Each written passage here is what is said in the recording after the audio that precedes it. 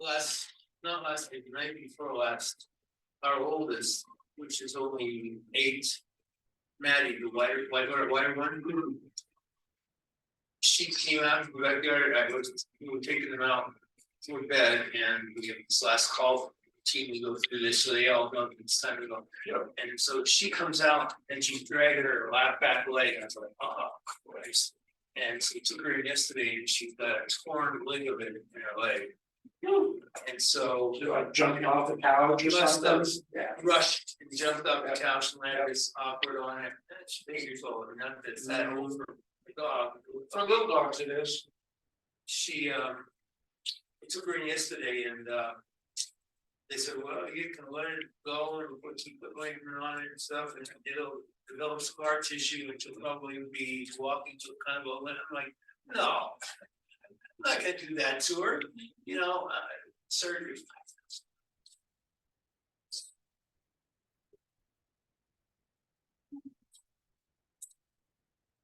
Merry Christmas. Yeah. Ouch. I hope that Joe said, so what do you want for Christmas, Joe?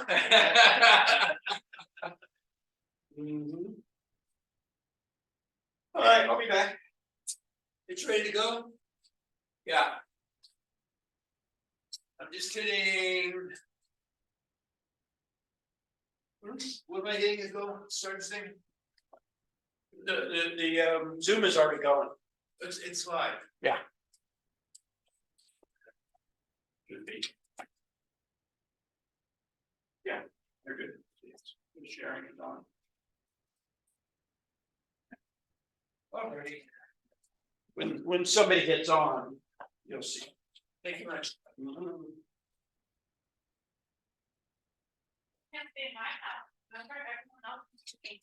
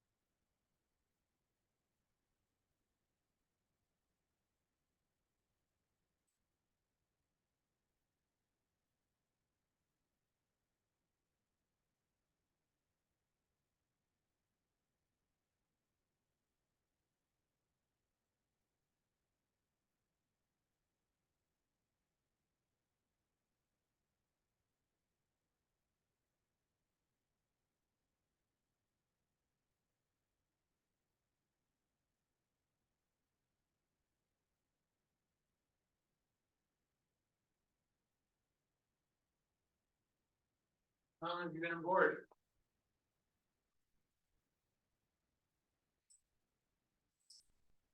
Middle of September. It's not a mistake, they're over there.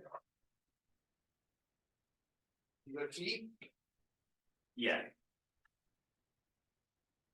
You live over in this area? yeah, like down the street, dropping down. There you go. Makes it simple. Yeah.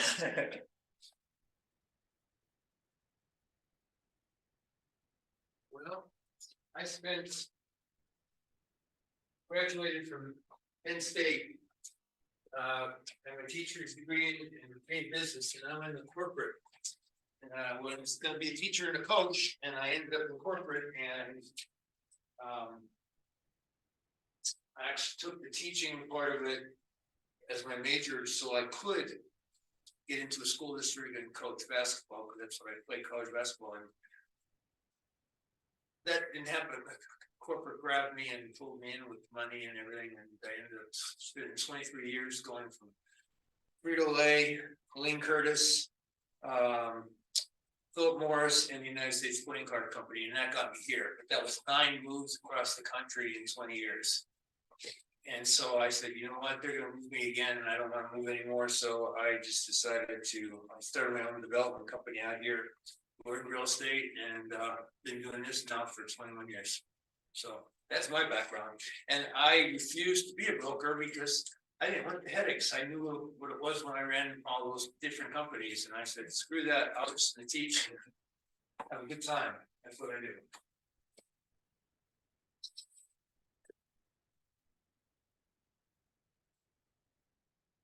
I'm the crazy one of the bunch though, because I'm the only one that answers the phone 24/7. 24/7. Yeah, I'll answer my phone. I just believe in this town especially, I think it's important that you understand that there's a lot of people that work other jobs and they work on strip. And they're coming off crazy shifts all the time. And if they make a contact with a client, that's great, because we teach you how to do that. But if you do, when you start putting stuff in paper, you're not 100% sure, call. Because if you put it on paper and it's wrong, you're gonna get your ass in trouble. So it's better. And like I said, these guys like to sleep. I'll answer the phone. We have 5 more minutes. I see those pop up in there, so. Because it's a holiday week, the night after Halloween. Might be a small class. Yeah, usually there is people on the Zoom. Well, yeah, but remember, last night was Halloween. A lot of yeah. people Halloween and partying, so it may not be as what you think. That's true.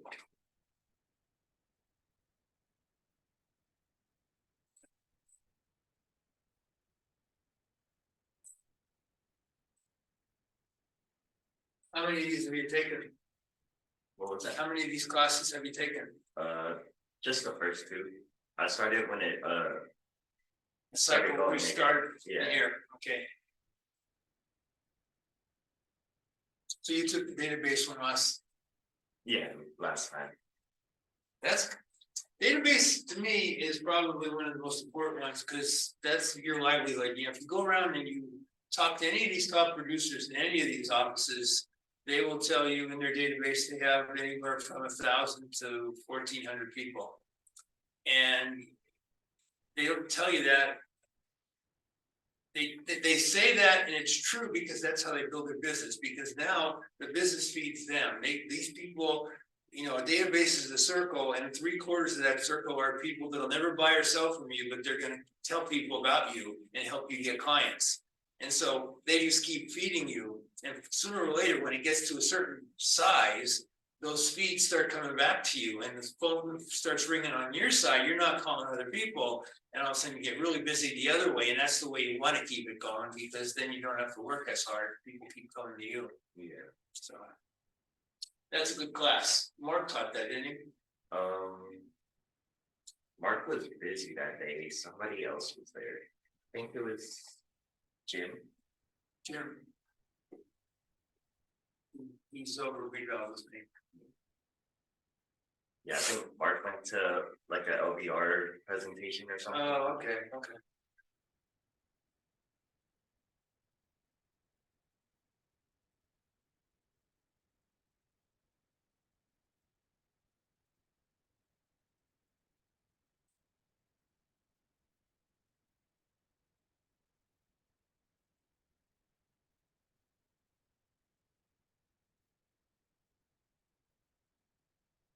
everyone is this. It's a when I come to the class. Yeah, we should get 4 or 5 in class and maybe 2 or 3 on Zoom. But maybe quiet, maybe a 1-on-1 today.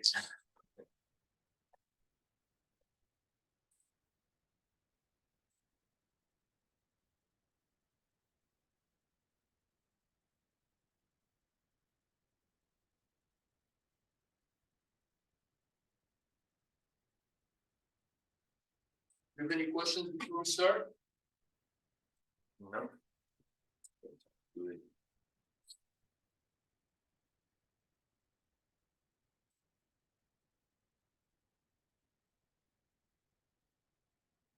What made you want to go into real estate?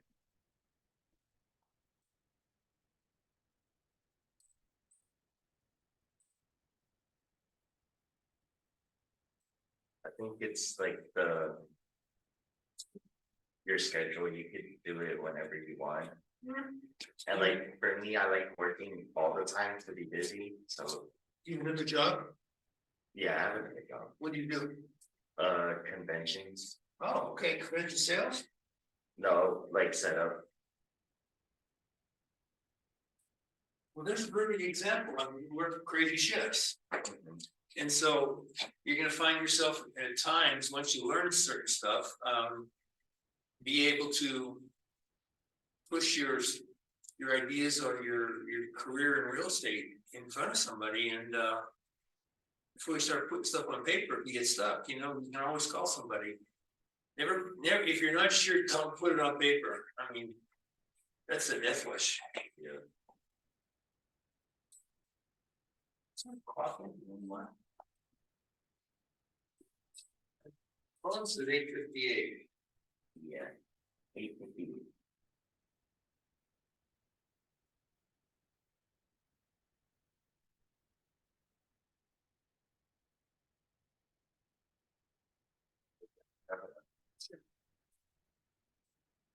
Yes, one of the people in my class is going to the World Series, so he's not gonna be here today. Ah, well.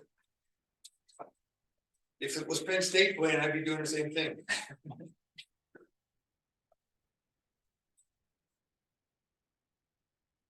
And she Actually, tonight, guess where I'm going tonight? I'm going to see Keith Urban tonight. You don't know who Keith Urban is? I don't think so. Oh, you're not a country guy, are you? No. Keith Urban's one of the top, if not the top country performer in music. Oh, really? Yeah, he's married to Nicole Kidman. You don't know? You ever heard her name? No. Nope. Okay, you're too young.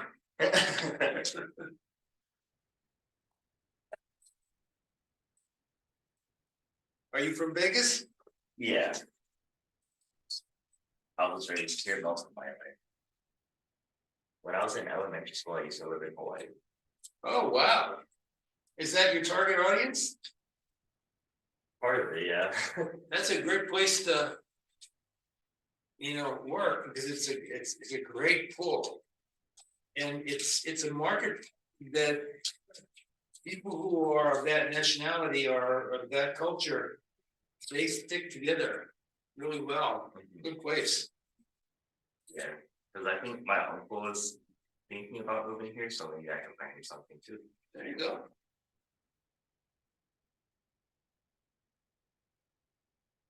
Okay, let's kick it in. What do you think? Yeah. All right, so this is REVUP number, I think, 23. I'm doing this for Jim. This is not one of my classes. I teach 2 other classes in the REVUP series. You'll see me in 2 other classes. But this, he's on vacation today. So module number 3, there we go. The sales cycle and effective client communication. I think Mark has this turned on. He should have this turned on. All right, so you did module number 1, introduction to REVUP. That's our goal, planning, and setting up all your systems for you. Mark taught that one, didn't he? Number 1 was somebody else. Oh, Tim taught that, Tim Kelly. Yes. And then number two, your database is your business, creating your own presence. And you're gonna hear me say a lot, your database is your business, you know, because that really, the more you concentrate on that. I think there's a misconception that we have that the people in the database they have to be people that you're gonna buy or sell to, and it's not true. Actually, most of your database is gonna be made up of people that don't buy or sell from you, but love you. People you went to school with, people you go to church with, people you hang out with, people, you know, that you've known all your life. They may never buy or sell a house with you, but if you put them all on a football field and said, hey, I got a house to sell, they'd be pointing at you, yelling your name out. That's what your database is for. Now, sure, there's going to be a third of that database that you do buy and sell. And those people are going to be even more powerful because you've gone through the experience with them. And if you did it right, the way we taught you, then what you'll find is they will tell their friends and they will tell their friends and everybody will try you. So it's an interesting phenomenon. I think people misunderstand the database and they think everybody in the database are buyers and sellers, and they're not. And the trick is to get as many as you possible. So here's a way of thinking about it. You can do an open house and you advertise the open house and you basically put a couple signs up and you go sit it. Well, what you're doing is basically babysitting that house, and you're hoping someone drives up, they saw your signs and they stop by and see the house. You might get 3-4 people through the house in a given day. Now, let's flip that around the other way, and now we walk the neighborhood the couple days before you're going to have that open house and tell everybody to come over for a hot dog. Set up a little grill in the front yard and have some ice water or cold drinks there. Sure, it's going to cost you $20-$30. You've got 40-50 people sitting in front of that house. That's 40 people that you can get in your database. But what you do is you don't care if they walk in that house. Your job is not to get them in that house.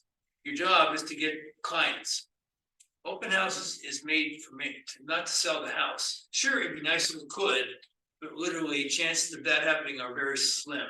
I think in my career, one time I got lucky enough that the person walked in the door that house was perfect for them. But that doesn't happen very often. It's for clients, and you want to have people walking in the door who aren't working with realtors. So if you have them coming over for a hot dog and a drink, and don't push the house at all, take your selling hat, throw it off the car, and just talk to the people. Find out, who they are. Find out what they're all about. Find out where they live. Find out what their likes are. Use the Ford technique. You ever hear of the Ford technique? I think I've heard of it once. Yeah, family, occupation, recreation, and dreams. So ask them about their family. Do you have anything in your family and their family that would match up? Because once you make a connection, you raise yourself from realtor to friend, because you can talk something about them. Occupation, maybe a job that they have done, maybe a job that you did or your family have done, or it's the industry your family's in and their family's in. And then you get to R. And this town, R is really powerful because it's not just recreation, it's R/B for vacation. So you're talking recreation, what do they do for fun, but where do you go on your vacation to? And from Hawaii, I mean, there's a perfect lead in a lot of times. A lot of people have been to Hawaii. And I'm from Hawaii, and next thing you know, you're talking Hawaii, and all of a sudden the conversation stops becoming about listing their house. It starts becoming about, tell me about Hawaii, tell me where to go, where do I eat, where should I go? Beaches and stuff. And so all of a sudden you're lifting yourself up and you're now at their level, a different plane than realtor. And every time you do that, you will find yourself the winner. I have done, before I got into doing this, because we're really not allowed to sell as managers in this company. That's one of the things Cuba has enforced with this new brokerage thing that we laid out. We're unconventional at everything we do. Well, one of the things about being unconventional in his mind is the managers aren't going to compete with the sales force. You know, we're never going to take a lead and take that off you. It's going to be your lead. We'll go out and do it for you if you need help, but it's always going to be, you're going to get the credit and money for it. We don't get the opportunity of doing that. So we get a kind of a thrill out of going out in the field and working with you and doing a presentation because it just keeps us in practice. But think about it from the perspective of if in fact you've got a lead, you're going into a listing. Like I've done probably 300, I think was the last count I had was 358 or 359. I've done listing presentations that I personally went to the house, did a listing presentation. Out of that whole number, only 5 times have I had to sit at the kitchen table and actually give them a presentation after I walk through the house. 5 times. And the only reason I had those 5 times is because there was a husband involved that was a dominant factor. He was the dominant person in the equation. So he wanted to let you know he was in charge and he was going to be in charge and there was nothing you were going to do to change that. So you just let him go, be in charge. You just change your way, you handle yourself differently and let him be in charge. And then yes, you're probably going to have to sit at the kitchen table and go through a presentation just like he's expecting you to do because he's in charge and that's what he expects. But it's not needed. It's not needed. What's needed is you making a connection with that couple or person or whoever. And once you make the connection with them personally, you raise yourself and then you're away from that realtor side and you're going to win. And that's what I did. I learned that from my corporate years. You know, with Lean Curtis, I remember specifically, that was a health and beauty aid company, but we competed against Procter & Gamble. And Procter & Gamble is like the Goliath of health and beauty aid companies. And so you don't beat them unless you change your strategy and come up with a way of winning. You know, just like football or basketball or anything, change your game plan to your opponent. And so, you know, one of the things they taught me back then was that line in the sand. They always talk about, oh, never cross that line in the sand if you're getting through. That's such bullshit. You always should cross the line in the sand if it's going to get you the win, as long as you don't bring ethics out of, you know, you don't cross ethical boundaries. But that line in the sand is just a line in the sand. If you're going to stop there because someone told you to stop there, you're going to lose every time. Being unconventional means you're going to kick that sand down and you're going after them. And sure, there's the boundary of ethics, but you'll know when that comes up and you'll have to make a choice on all right, I'm not going to put my reputation in stake for crossing that line. And that's kind of where you have to lay it. But literally, I sold all those houses, most of those houses, by just using the Ford technique. And I learned that Ford technique at Lean Curtis. And it's pretty simple to do. I look for anything in that house that I can start a conversation with them about their personal life. I look at the door frames. If I see marks on the door frames where they mark how tall their kid was, you know, and I'll start asking questions. So what's this? Well, this is when my daughter was in 3rd grade. Oh, what was she wearing? You know, how old was she? And, you know, what was her teacher's name? And do you have any pictures? And now you're into her album and she's sitting there showing pictures of her kids. Now you're in the heartstrings of her kids.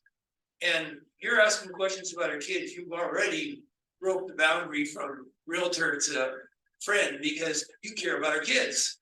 Mothers will love you because you take interest in her kids. So it doesn't have to be, like I said, it's not what you know, it's just how you use what you know. You do have to be prepared because, like I said, there's going to be times you're going to have to sit at that kitchen table and go through a PowerPoint that they're just a pain in the ass because they really mean nothing. You can sit there and have a nice casual conversation about the same things, but they want to see the PowerPoint. They want to see the professional presentation. So you got to be prepared to do that, but you're never going to, I should say never, you're not going to have to use it very often if in fact you use the technique of just forming your relationship as you're walking through that house and look for every angle.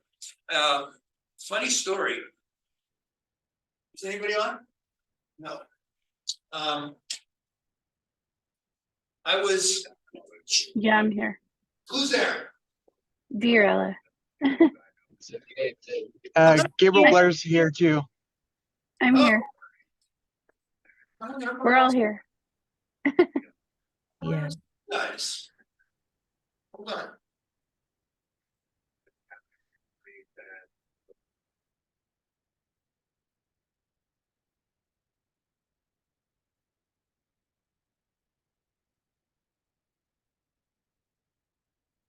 What are you guys seeing on your screen right now?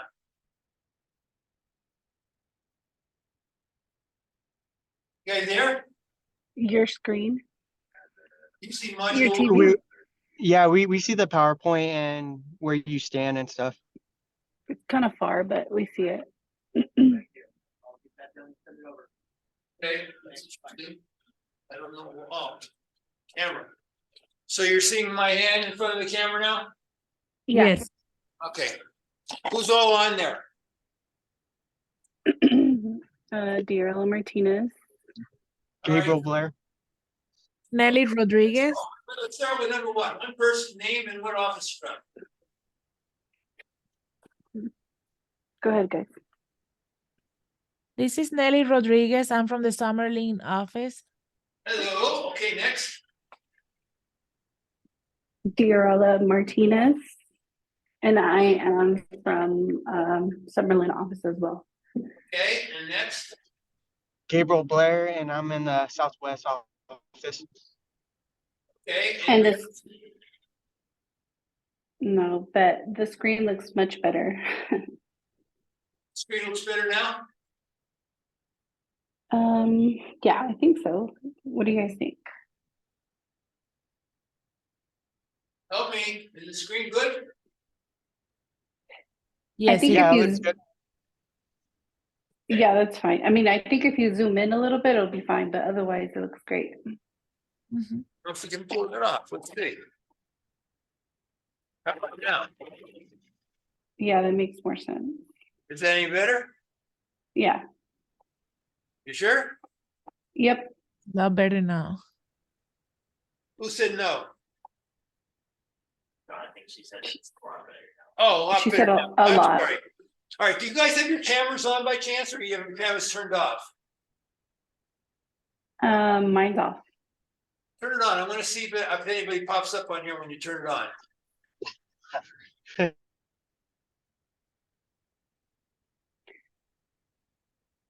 No? I can't turn mine on. I can't turn mine on because I'm at work. So, All right, but anybody else? my picture's on there.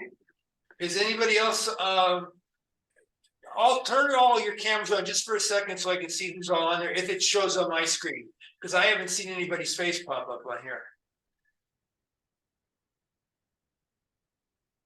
Okay. Nobody. Hold on. I have to adjust my settings. So, Anybody? Turn their camera on? Or they all have your cameras on and I'm not seeing it?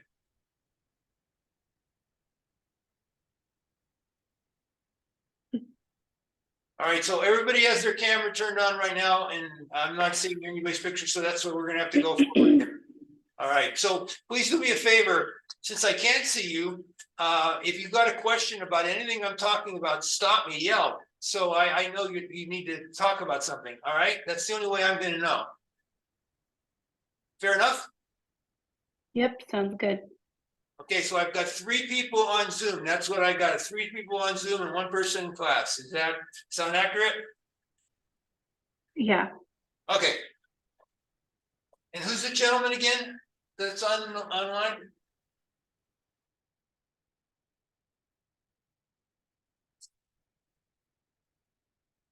Who's else? Who was the gentleman that was talking online? It's Gabriel Blair. Sorry, I'm driving right now. Oh, okay. Are you headed to the office?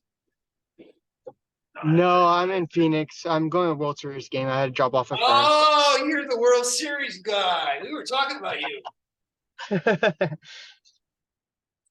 Okay, well, I agree. You should be going to the World Series game.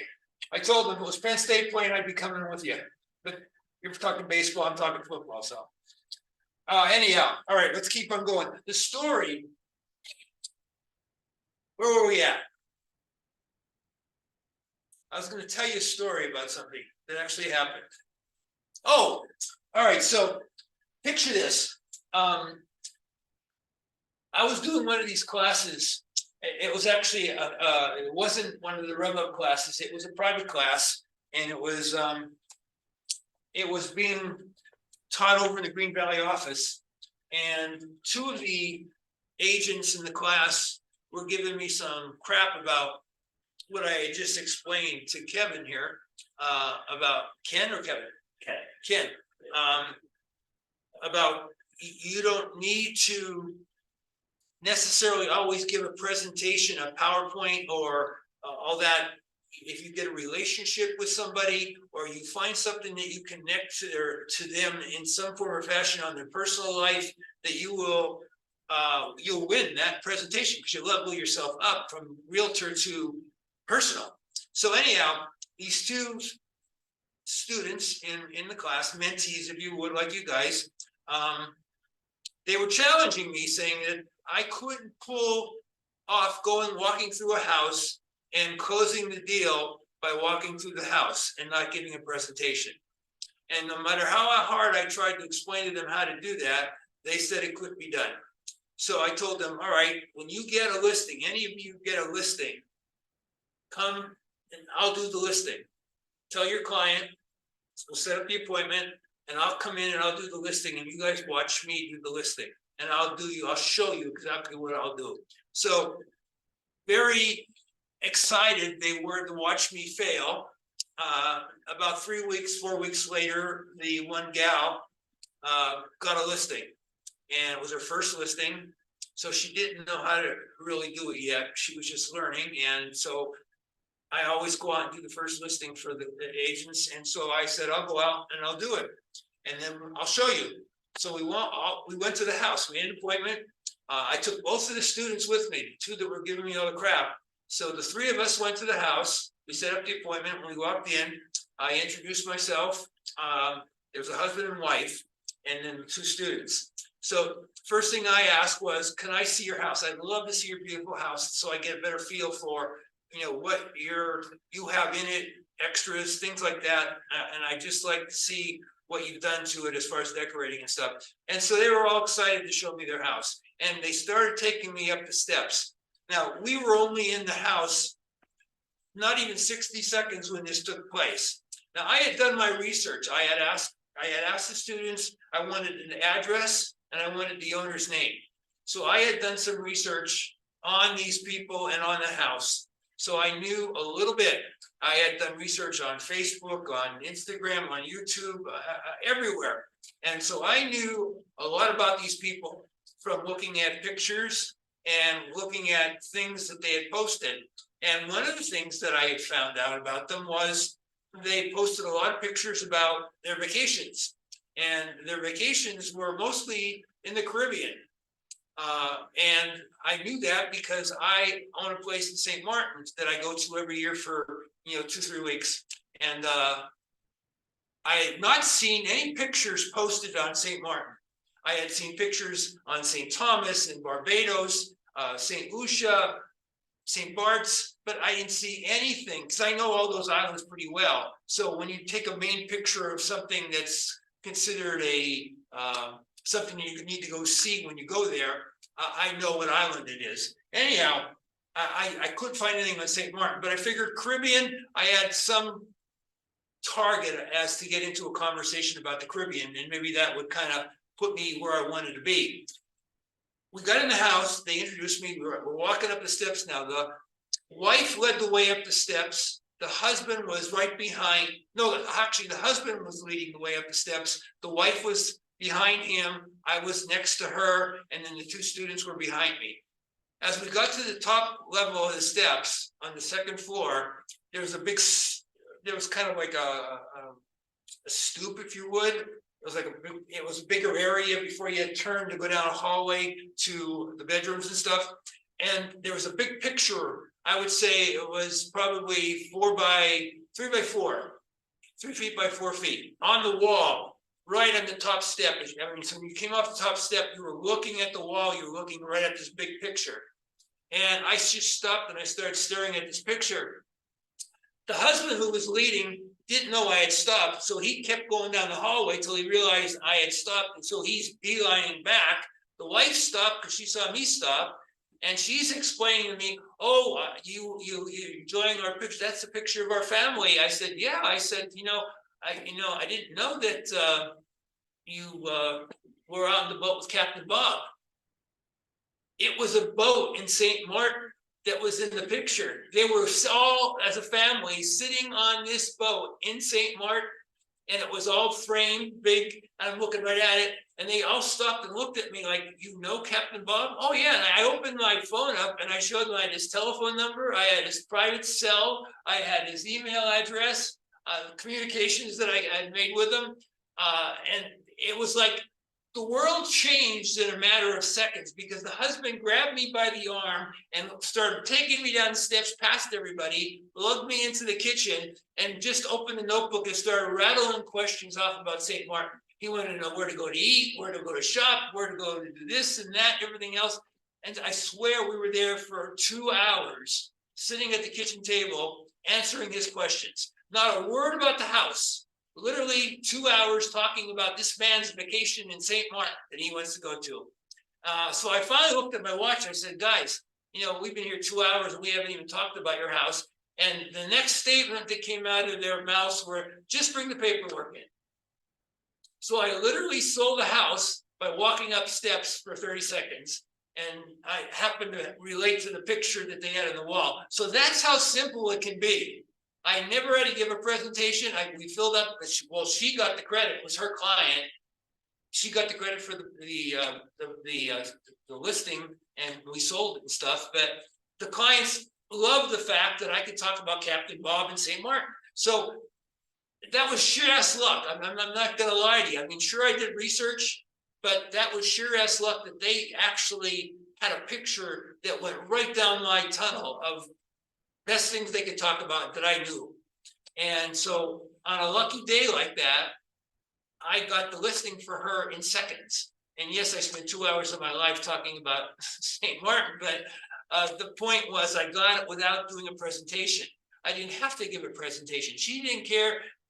He didn't care whether I worked for, ABC Realty or Realty One Group at that time. I mean, he did as we moved on, because we sold this house quickly, we did a great job marketing it and all the other good stuff. But at the time of getting the listing, it was strictly me doing that. So understand that as you go into any of these transactions, especially listing transactions, that you are going to be able to do things a little bit differently if you can make a connection with your clients. And that's my point. Any questions on that? Do you understand how that all went?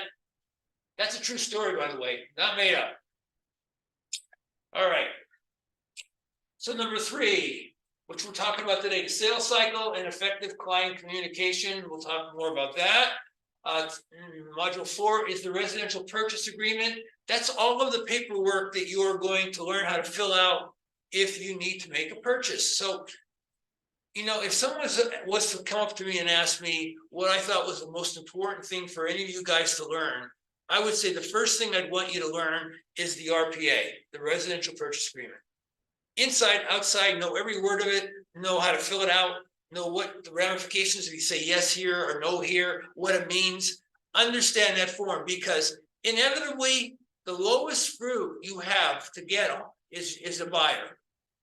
Buyers are going to be the low fruit hanging off the tree, just waiting for you to grab onto them and say, "Take me, show me houses." And when they do, and they want to make an offer on a house, you need to know that form. That form is the first form that you're going to come in contact with, that they're going to say, "I want to make an offer on that house across the street you just showed me." And at that point, that's the agreement that comes out of the box, and you need to start filling it out. There's only 2 things you need to make an offer on a house, and that is proof of funds that you have money in the bank and that you can pay cash for the house, or a pre-approved mortgage letter from your mortgage company saying that, yes, you can get the mortgage for that amount of money, no problem. If you've got those two things along with that RPA, which is an 11-page document, you're rocking. You're making offers on houses. The question is how many they're going to make you make an offer on. Don't get caught up in a stream of, and I'm going to deviate a lot during this presentation because I want you to know the ins and outs, the goods, the bads. So if you get a client, a buyer, and you take them out and they say, I love this house, let's put an offer in, you make an offer, and then they want to make an offer. The house is selling at $500,000. That's what it's listed at. And they want you to put an offer in for $400,000 on it. $100,000 cheaper than what it's listed at. You're basically insulting the seller. You're just downright insulting the seller, and they're probably going to be pissed. You may not even get a response back. But if you do get a response back, it's going to be absolutely no way in hell. They're not even going to counter it. They're just going to say, no, done. And they're not even going to entertain a counter offer. So you got buyers that are out there that'll do that to you. They think they know the marketplace because they read an article someplace. So they're going to take you around and say, put an offer in here. Oh, wait, we didn't get that one. Let's put another offer in here. And they're all insulting offers. At some point in time, you're going to have to draw a line and say, I am not going to keep doing this. And you have the right to fire your client. Now think about it from the client side. If they don't like you, can they walk away from you tomorrow? Absolutely. Unless you have a buyer's broker agreement with them that you've got them to sign and lock you in and lock them in, they can say, see you later. I'm going with Mary over here from ABC Realty. They can fire you just like that. So you have the same ability. And if they're using you to be, that border in between insulting people and think that they're going to get this great buy, they're not going to get this great buy, especially if you know the market, you know what's going on in the market, and talk to your managers when people start doing this to you, because all you have to do is pull the plug and say, okay, we're done here. I think you're better suited finding another realtor. Yes, you're giving up a potential client, but they're insulting you. They're making you look bad because every time you put your name on that sheet that you're sending across to somebody, they're seeing your name on that sheet. So they're thinking that you're the reason why the offer's not going through. Just sign in if you would, please. So understand that, it's going to be a situation where get rid of them. Don't let them bring it down. And that happens a lot. So in this particular case, when we start talking about the purchase agreement, we're in that RPA. I do separate classes on it all the time. I post it on our Facebook site, and I'll just do an RPA class. And I'll just spend the time going through line by line by line by line so they understand that form, because that's all you really need. And if you're good at putting an RPA form together and you're not insulting the people that you're giving it to, you are going to be getting deals done all the time. That's the most important form in real estate. If nothing else, even if your neighbor just walked across and you still haven't even seen that form, and they say, I want to buy the house on the street. Well, you better learn that form real quick. That's the only form you need. There's no other forms that you need. Now, you will need a lot of other forms signed to get paid, but to get the contract open, live, where both sides have signed and agreed, and you're moving forward, that's all you need. Proof of funds, mortgage letter, either or, and then the RPA. That's all you need. Nice email. Please see attached my client's offer for your house at 123 Elm Street for a price of $490,000. Maybe listed at $500, so you came down $10,000. That won't insult them, but it may start a negotiation. If they're not happy with coming down $10,000, at least they'll come back at you with a number that maybe is suitable to them. So insulting 50, 60, 70, 100,000, that's insulting. And that's going to make you look bad and definitely your client. So don't get caught up in that. It's very easy to do that because you're desperate for clients sometimes.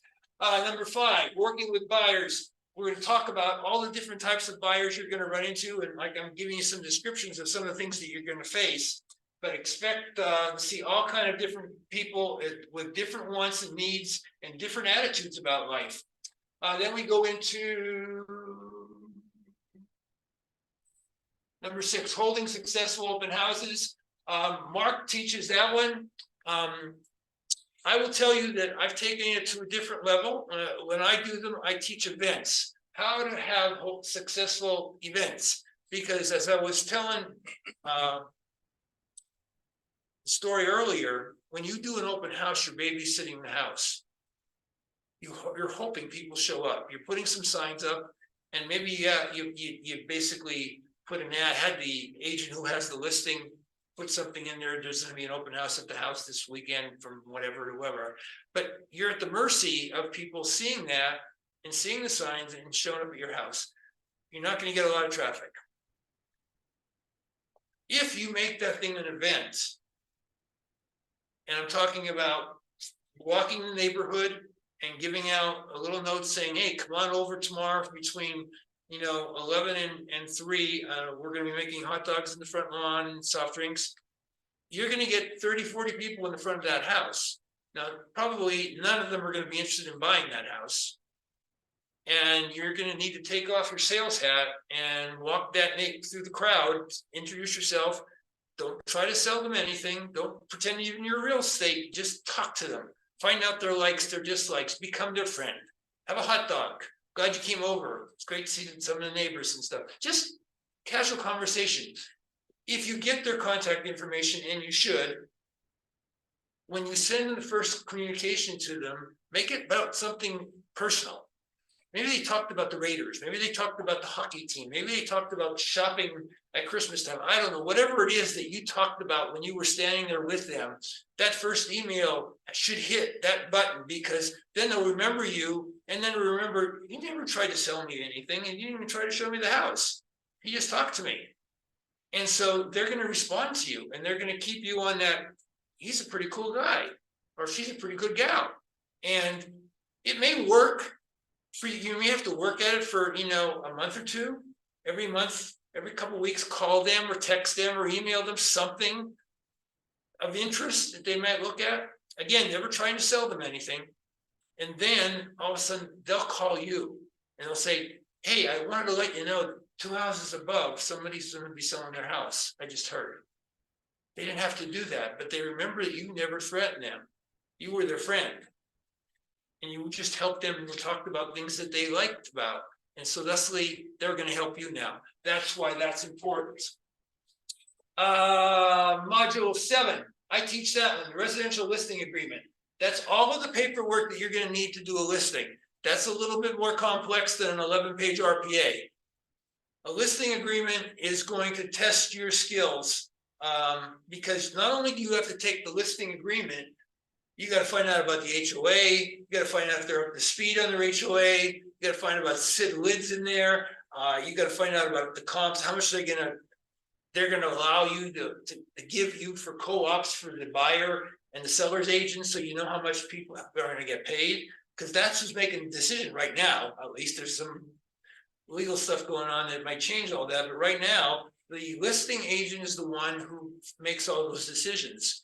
And you're working with them. And then when the time comes to put that listing into the MLS, that's a whole different class.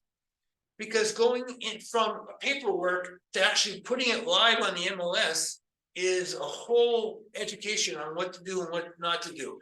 You have a tendency to walk through a house and just look around and, oh yeah, it's nice and everything, and go sign the listing agreement. And then you get to the MLS and you have to put it on the MLS and you realize, oh shit, it asked me, and this is what I do. I'll tell you what I do.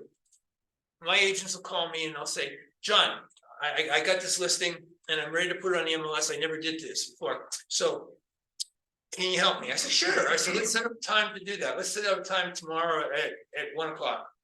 I said, before we do that though, I said, I got 3 questions for you. And they'll say, well, what are the questions? And I said, well, for question number 1, I want to know what kind of flooring did bedroom 3 have? In dead silence, just like this. They had no idea. I said, okay, so bedroom number 2, did it have a fan? Dead silence. They have no idea. Third question, was it gas or electric? No idea. I said, so now what you've just done is you've taken a listing agreement, you've walked through their house, you spend probably a couple hours in their house. Now you have to go back because you have no idea what to put on the MLS. And now you're knocking on the door and saying, can I come back and see your house again? Because I have no idea what I saw. So when you go through a house, a special listing house, camera, phone, click, click, click, click, click of everything in every room, not to use on the MLS. No one's ever gonna see your pictures but you. But if you get to that question, it says, what kind of flooring did they have in bedroom 3? You can go back to your pictures and you'll see exactly what kind of flooring they had in bedroom 3. That's what you use your camera for, your phone for. Getting take 100 of everything. What kind of appliances did they have? Did they have a dishwasher? Did they have a garbage disposal? Most people won't know that.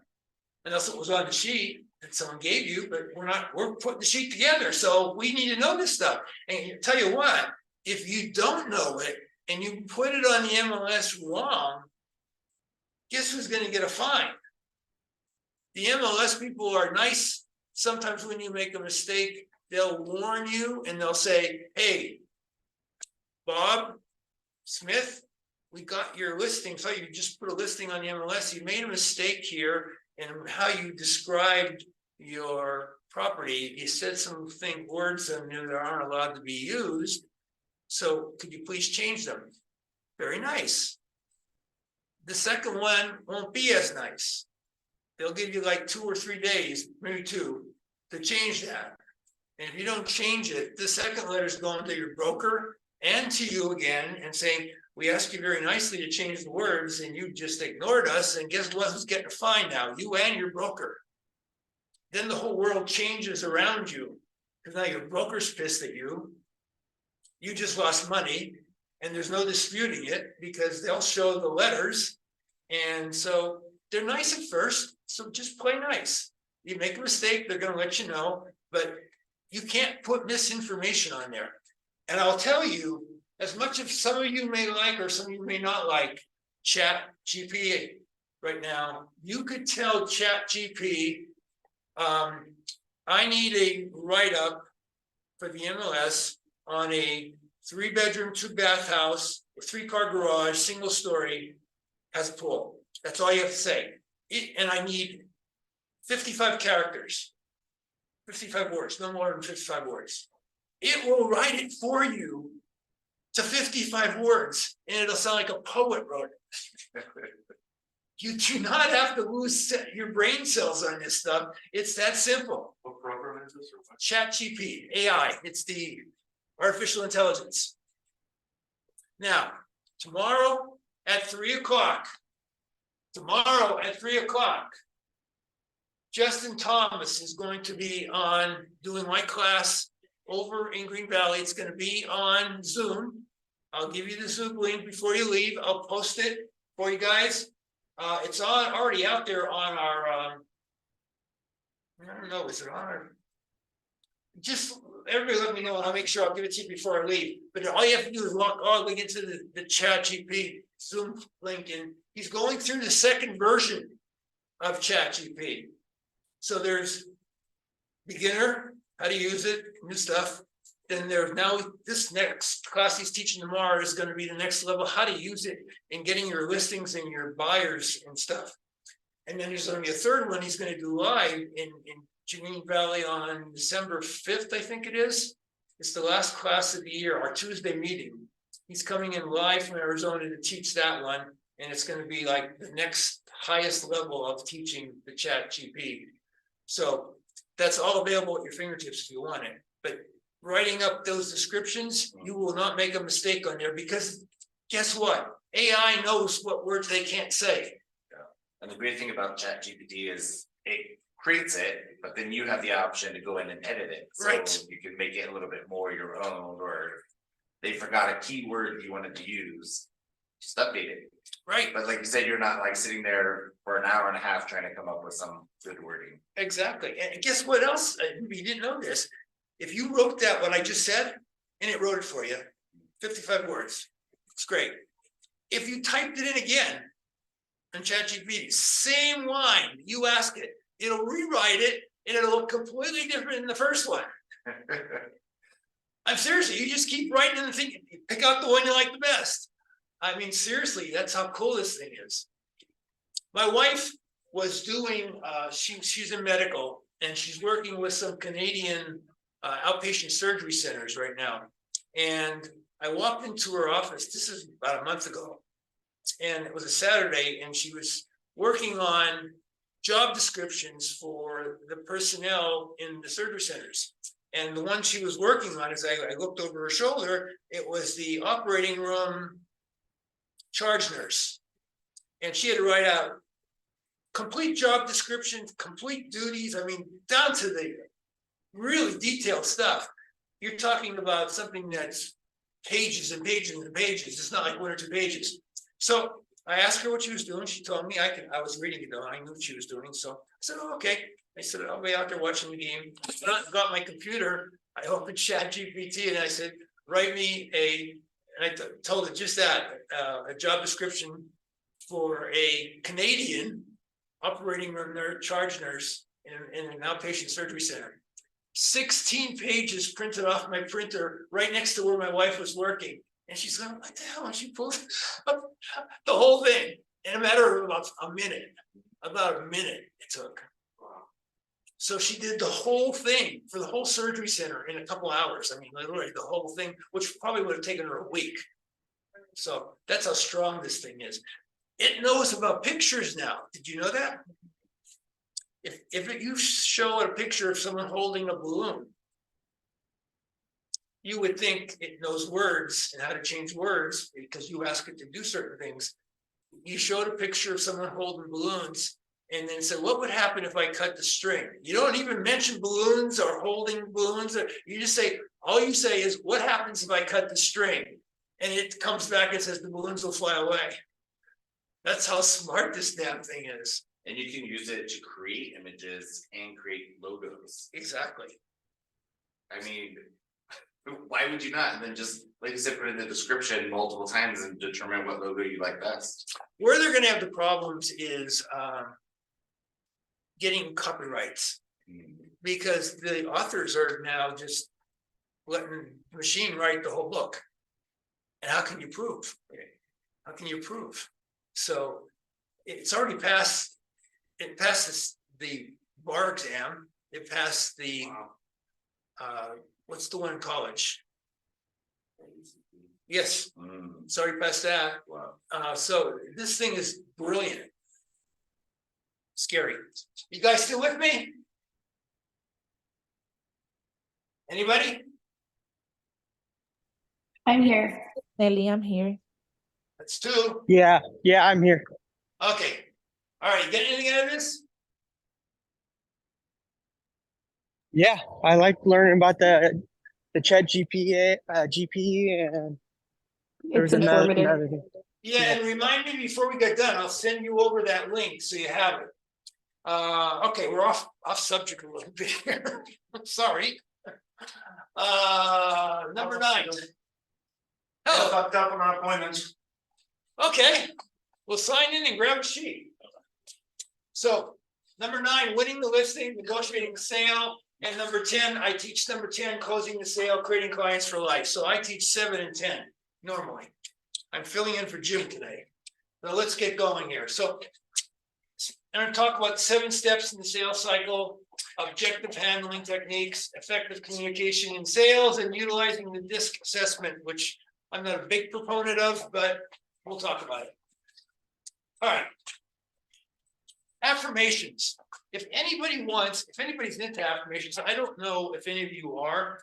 I wasn't when I started in corporate, but after I worked and started in my second company in corporate, I started getting into them. And these affirmations are set. You got to understand the affirmations that you see on these. Every time you come to a class, you're going to see a different affirmation. This affirmation was written for the subject matter of this class. It's not written for, oh yeah, let's say that every day and then work on that every day. It's not made for that. This is made for what we're about to talk about. So I have a book of affirmations. It's in a PDF form. If anybody wants that, I can send it to you. All you have to do is give me your email address and I'll email you a copy of that. And then you can pick and choose. There's some awesome affirmations in there that I use on a day-to-day basis, especially with the world the way it is. You know, I preach this all the time. Don't get up in the morning and turn the television on unless you're listening to music or you're watching sports or something like that. If you turn that TV on, news, you're just destroying your day before you even start. Because guess what? There's nothing positive about news. They don't make it news if it's positive. So pretty much affirmations are like the law of attraction. What's that? It's like the law of attraction. What is?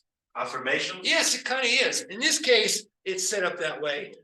This affirmation is made for the topics we're going to be talking about. But like I'm saying in the mornings, if you wake up and start, affirmations are to clear your brain and think about what your day is going to be like and what you're going to focus on so you can be effective that day. Turn on the news and the news destroys all that. Because what happens is the news is made up of all negative stuff. If they didn't have negative stuff to talk about, there wouldn't be any news channels. Nobody gives a shit about listening to somebody talk about flowers. They're only worried about who's at war or who's fighting what politician or who said this in the Senate. It just crazy shit. So you got to get away from that if you really want to keep your head clear. Affirmation will do that. It's funny that you're actually saying this. We went with my wife through this. We're about to take a month off to go to Argentina, where we're from. And she started bringing me up. They're going to war in here, and the gas is going to get there. So I don't care. I care about running the business and just getting out. And they can fight over what they want. It doesn't affect me. I don't care. It's a good thing that you. So you're right though. You're absolutely right. I'm going to give you my card. So if you do want that after that book, I'll send it over to you. Just send me an email. I got it. Sorry. Thank you. Who doesn't have it? Just you had one from last week, man. Yeah. So if you want to, just let me know. And like I said, make sure you guys remind me that site for the GP too. All right. So this is today's. I love to set appointments, and I love to make presentations. I don't need. I could do either. I like to make connections with people in their personal lives, because when you do that, you're going to win. If people like you, they're going to do business with you. It's that simple. This is an elementary school business. This isn't a rocket science. It's the elementary school 101. It's not what you know, it's who you know and how well you treat them. People will attract to that. And if you can find a way to find the connection with people into their personal lives, you will win every single time. Every single time. So let's get into this 7 steps. Now we always work from, this is funny scale. It works from the bottom up instead of the top down. So number 1, prospect for leads, circles of opportunity. We're going to talk about all these different circles of opportunities that you can have, all the different places that you can find buyers. Then you're going to try to make appointments with those buyers, and you're going to build rapport with them. Again, trying to get to the side of their more personal side. Qualify them, because you know what? Here's a question for you. I'd like to know everybody's opinion on it. If I have, I get a phone call and somebody calls me up and says, hey, this is Bob Smith from California. I'm on my way into Vegas. I was on the internet and I saw this house at 123 Main Street. It's selling for $725,000. I saw it on Zillow. Could you meet me there at 2:00 this afternoon and show it to me? That's the question. So, would you do it? You would? Just an opinion. There's no wrong or right here. I want to ask them to see if they were qualified, have they qualified yet with any lender. Okay, you know what you're gonna, you know what you could get next? Good. It really depends on how my day is developing. If, I don't know, if I'm actually on a grooming appointment by the area and I'm gonna be done, yeah, I'll give it 20 minutes of the benefit of the doubt. Now, if it's totally off my way, no. These are the days sometimes that I can. After they confirm yes or no, okay, in the meantime, did you, and then I'll ask the question, after we set the appointment, but like an additional there, have you already gone through your local bank or through your local credit union? So pretty much give them a task without them knowing that it's a task. Okay, so we have two different, you said one thing, right? You want to get them approved, make sure they're approved, and you're saying, yeah, I'll give them a shot. So we got two opinions. It depends on the situation having a day. Sure. If I'm all the way up in Henderson, I'm not going anywhere near Main Street at 2 o'clock. Let's take Henderson out of it. Let's just say you're just sitting in your office and the phone rings and you have afternoon free. Would you do it? Yeah, why not? Okay, so we have two different opinions, right? What would you do? I would do it. You would go show them. You? What side you gonna show? All right, audience. I need some answers here. Who would show them in the house? Anybody? Can you repeat the question? Okay. If you're sitting in your office and the phone rings and the person on the phone has got somebody from California and they said, listen, I've been looking at Zillow. I saw a house on Zillow, it's listed at $750,000. It's at 123 Main Street. I'd like to see the house. I'm gonna be there about 2 o'clock. Could you be over there and show it to me? Would you show it to them? Of course. Got one, of course. Who else? I think that my first question would be that if they already spoke with a lender and got Right. approved. Okay, we got one against. All right. Yeah. And the third person. I would have to ask if they got a lender too. Okay, so we got 2 points here. It's split. All right. What do you think the right answer is? What do you think the real estate corporate world would say as they answer? Just in my business experience, it's not really about the first interaction. It's about how you develop. You can normally start somewhat locking the deal on step 2 or 3. And step number 1 is irrelevant of how you want to approach it. It varies from many aspects. Okay. That's just my experience of. You also would want to know if they had worked with another realtor before, or are they working with somebody? Right. You Right. want to ask several questions. That before you question make a for comment. sure. That question for sure. Because if they're working with another realtor, well, if they said, no, we talked to somebody, but we're not working with them, what would you ask next? Have they done any pre-qualifying on, Still working on the same subject. if they had worked with a realtor, or are they working with a realtor? They said I mean, they. honestly- Might not be on the MLS, you might want to look on the MLS, to see if the house exists. Okay, Just- here. But- Just for the communication sake and for the engagement with this person, I would absolutely say, sure, just so I don't lose their interest and lose this potential customer. So I would at least Bravo. say, Yeah, and You they're know what I from mean? California. You have a limited window. sure, but you can always set it up, continue talking to them. You know what I mean? That's what I So would in do. the first encounter to then begin into how Yeah. further. That's why I agree with what she's saying 100%, yeah. All right, Yeah. we're deviating off my question though a little bit, because my question is, Okay. you said that you would want to know if they're working with another agent. Get information before you. That's a good question, and I would honestly say that's a question you should ask when they make the call. So they say, well, I'm not working with anybody. I have talked to a couple agents, but I'm not working with anybody. What's your next question? Have they spoken with any financing? No, No? still on the same subject, Okay. still on the same subject. What would it be? Maybe try to find out if they signed. anything. Have they signed anything? Right. It doesn't matter if they've talked to a few people. Have you signed Okay. any documentation at all? Because now the red flag's gonna go up. What did they Okay. sign? Because now you may be showing them a house that they're under contract with a buyer's broker agreement that you're not gonna get shit for at the end of the day. So that's what you gotta find out. Now, the thought process is by the world of real estate that you should, yes, get them pre-qualified. Find out if they can pre-qualify for that house, because you're wasting your time if you go over there and show them a house and they only qualify for $500,000 and you're showing them a house for $750,000. You don't know, right? So the rule of thumb is, yeah, you should do that. But the rule of opportunity says that's a one-time shot you might have at somebody who just called you up and wants you to show them a $750,000 house, and they're coming from California.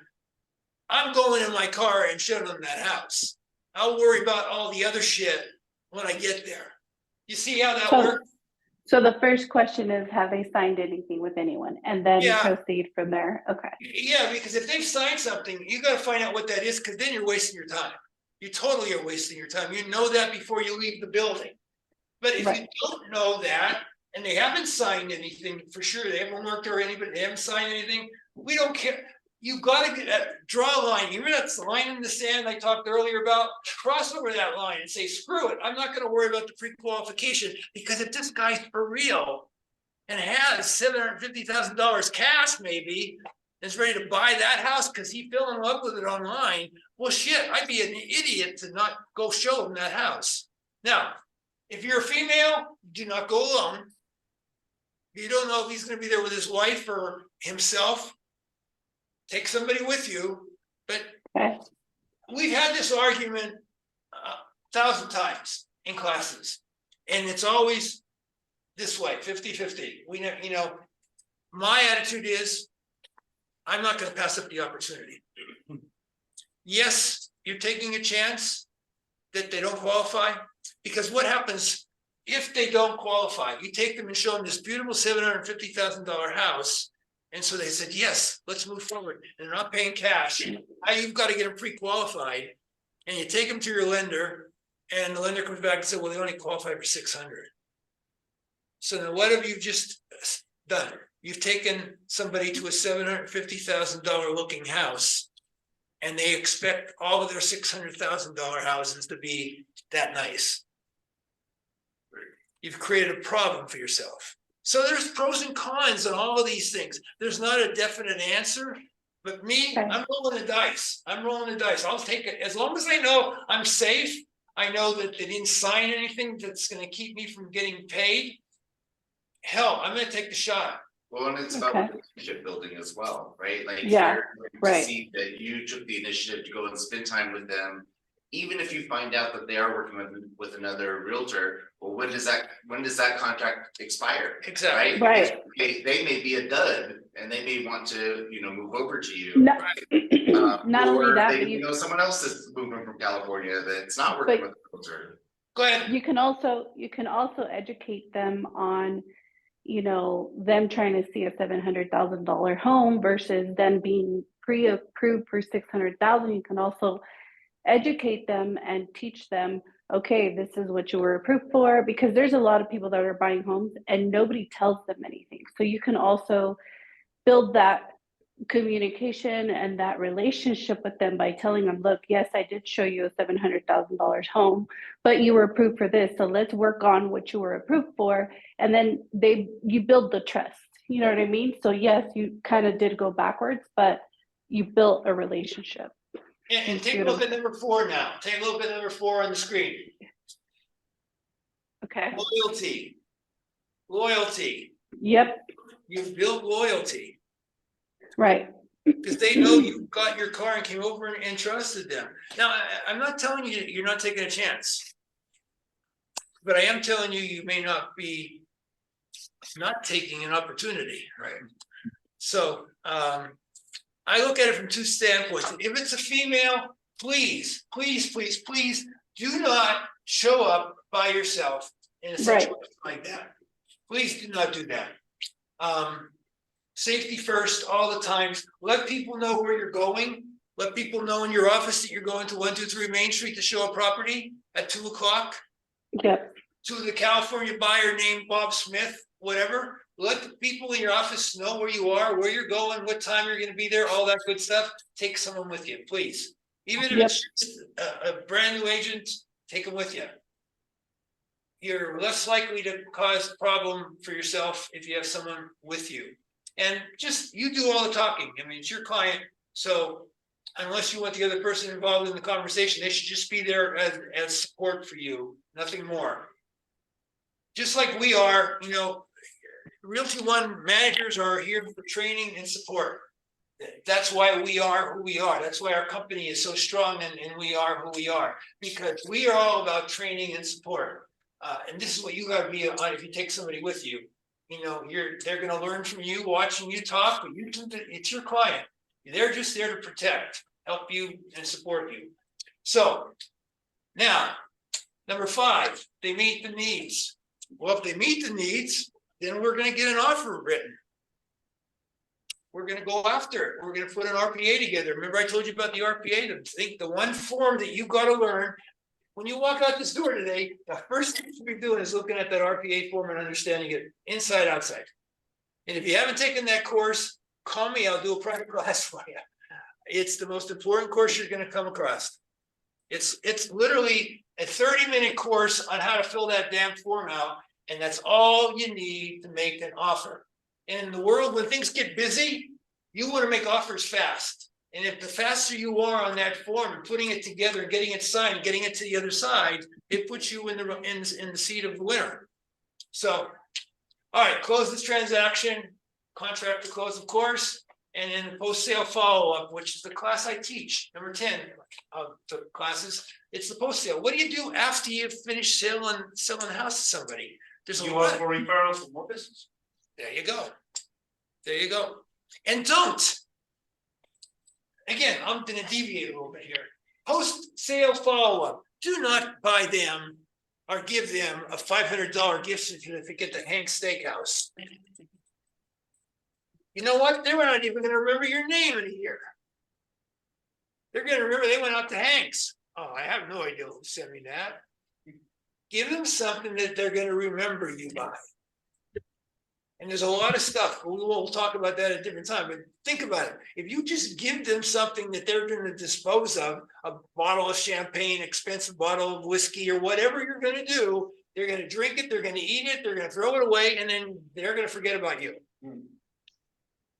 You've got to be in the database. So if someone says, I got a house to sell, I know the person. That's the way you want your people to be. Train them. And after you make that sale, every month, stay in touch with them. I know that's a lot of work, but that's what, you know, like I said, I can walk through Green Valley and I've done this exercise. Again, challenged by mentees. Walk through Green Valley and I stopped maybe 5 or 6 top producers. And they weren't together, they're all individual. And I said, how many people are in your database? Total. Not people that you sold to, just total. And I get answers from 900 to 1,400, anywhere in there. One said 1,000, one said 1,100, one said 1,200. So that's how a top producer looks at their world, their database. If they can keep that many people in the database and keep it growing, the database starts feeding them. And it still keeps making the database get bigger because it's feeding in more people in the database. The calls come into you, you don't make the calls out. That's why that class on the database is so important. All right, so.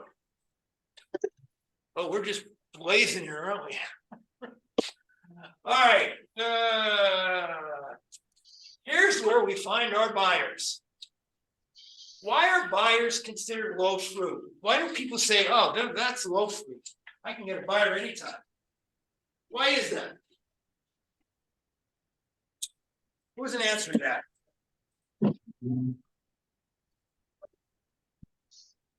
Zoomers? Anybody? All right, let me ask it this way. Looking at the things that you see on the screen here, how realistic is it for you to use any of those circles and get a lot of listings?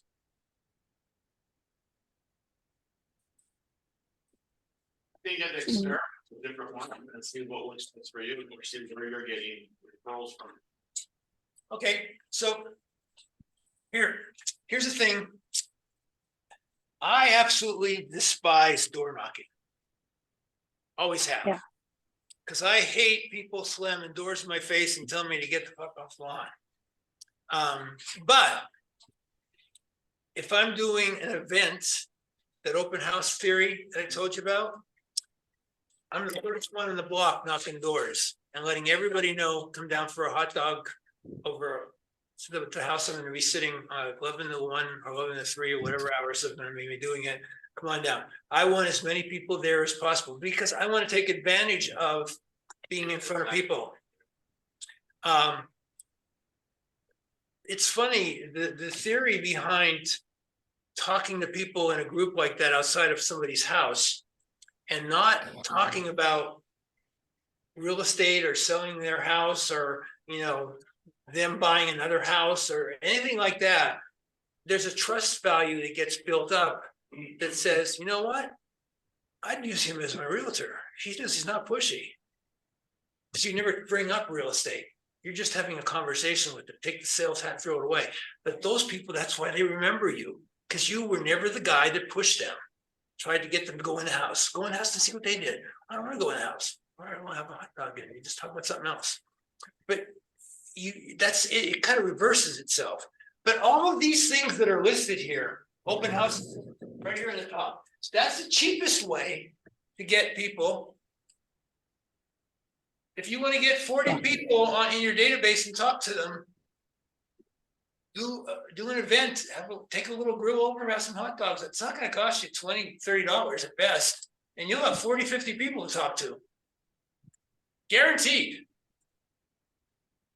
I came home one year for Christmas. I was down in Arizona for Christmas Day. We went down the morning of Christmas Eve, spent Christmas Eve there, spent Christmas Day there, came back the next morning real early. We left Arizona like at 5 o'clock in the morning, so we back in Vegas. And it was, we got home, it was a Friday, I remember. And I got home and I'm like, well, it's just my wife and myself, and because we had visited our family and stuff. It's like, so why did we leave so early? And why are we gonna do all day? You know, it's Friday after Christmas. There's no family to go to. There's nobody's house to go to. I said, well, shit, I had a couple listings. I said, I'm gonna go open up one of the houses. And so I took my signs, no advertising, no knocking on doors, no nothing. I just took my signs out and put them around like you probably would for an open house, and went in, opened the light, turned the lights on, and everything, and sat down. I had 78 people in that freaking house. And I couldn't talk to everybody. I mean, I just could not talk to everybody. And people were coming and going, and I was missing talking to them. I got 5 clients from that one day because I think I was the only house in the whole damn Las Vegas Valley that had an open house going on the day after Christmas. 78 people. Open house, 78 people. Who'd have thought? Now I was the only one there, so it's really, really tough. I mean, I couldn't. Did you run out of hot dogs? I didn't do hot dogs. That was just a simple babysitting, just to see. I didn't do anyhow. So, and here's what it was. It was in Sun City Anthem, the house, and everybody had in. What? Okay, here you go. It was in Sun City Anthem, and in all of the people up there, 55 and older, so their families all came in to see them. And they came to Vegas, of course. Where else are you going to go? Come to Vegas. So they have nothing to do the day after Christmas. They've opened all their presents. So they are looking for stuff to do. And usually Christmas, it's 60 degrees outside in the daytime. Beautiful for them. They're probably come from Chicago or New York or Boston where it's snowing and blizzards and everything else. So they're outside walking around. It's sunshine. It's beautiful. Falling in love. Oh, open house. Let's go see that. It's on it so easy. Oh, okay. Anyhow, that's what happened. So you'd be surprised how things happen. Who'd have thought? That's the biggest open house I've ever had. And you know what? Now I tell everybody, especially if you're doing events, doing a hot dog thing or something, you could hire a truck to do fast food. It doesn't cost you all that much, and you'll get a slew of people over there. But gotta get permission from the HOA and stuff like that, so that gets a little bit more testy. Cooking hot dogs in the front lawn takes seconds. That's the cheapest way, and it gets the most immediate value for your buck. You have to do it right. You have to knock on doors. You can't do it without knocking on doors. And I hate knocking on doors, but I did it all of the time. My first year in real estate, it took me about 12 babysitting jobs until I realized, hey, I'm not sitting here all day long and seeing 2, 3, 4 people. This is crazy. I'm wasting my day. So I started thinking of ideas and started doing it this way. And this is the way I started teaching. And some of the stories I could tell you of agents that have done creative things from those ideas, they just blew it out of the ballpark. But let's look what else is on the referrals. This one bothers me to no end. I've gone in and then sat with a mentee like yourselves that's doing a listing. Now, she came to me and she said, John, got a listing. I never did one. Can you show me how? Well, I can either sit there for an hour and a half and show her how, and she's probably still going to fail because she's not smooth at it, or I can go do it for her and let her watch me. And that's what we did. I went over, I did the presentation, and she watched. Well, we won the listing, and people who were in a hurry, they had some kind of, it was a funeral or something they had to go to. So they said, could you come back tomorrow night and do the paperwork? Sure. So we went back the next night. And so now she has all the paperwork I taught her, and she's working with the wife, separating all this paperwork, getting it ready to sign. And I'm sitting over here with the husband, who I hadn't had a chance because they were in such a rush the night before. And so the first thing I'm asking him is, where are you moving to? And he's a lawyer. And he said, well, we're moving down to Austin. And I said, Austin? I said, from Vegas to Austin? He said, yeah. He said, we got family down there, so our children are down there and our grandchildren. So I think I'm going to kind of go part-time and maybe hang it up and go down and just live by the family. I said, oh, that's cool. I said, have you picked the house down there yet? Now, this is just me talking to this guy. She didn't even think of it. She's not even listening to me right now. She's busy doing paperwork. She knows I'm having a conversation and she knows what it's about, but she's not really paying attention to it. And he said, no, we haven't called anybody yet. And I said, so you're going to build? He said, no, I don't want to go through all that hassle. He said, but I have seen some builders down there that they're selling some inventory homes that would be pretty nice and value. And then we can make it our own. I said, like who? And just for argument's sake, Bob's Builders. And I said, wow. I said, so have you been in touch with Bob's Builders? He said, oh, no, we've just been looking at stuff online, but I read some of the articles and stuff. They had a high rating and their houses are pretty good. And I said, well, if Bob's Builders is what you're looking at, I said, I have an agent that handles Bob's Builders down there. Do I? No. But he said, do you? I said, absolutely. I said, give me 24 hours. I'll have someone call you. And they can handle it, everything. So we're walking out of there. She's still not realizing what I just did. And I'm on the phone now. I'm on the internet. First of all, I searched Austin for the top 3. Hey, dude. You guys know you're in the name of the best instructor in the business training? Mr. John Stoll. No, you're the best. I learned from you.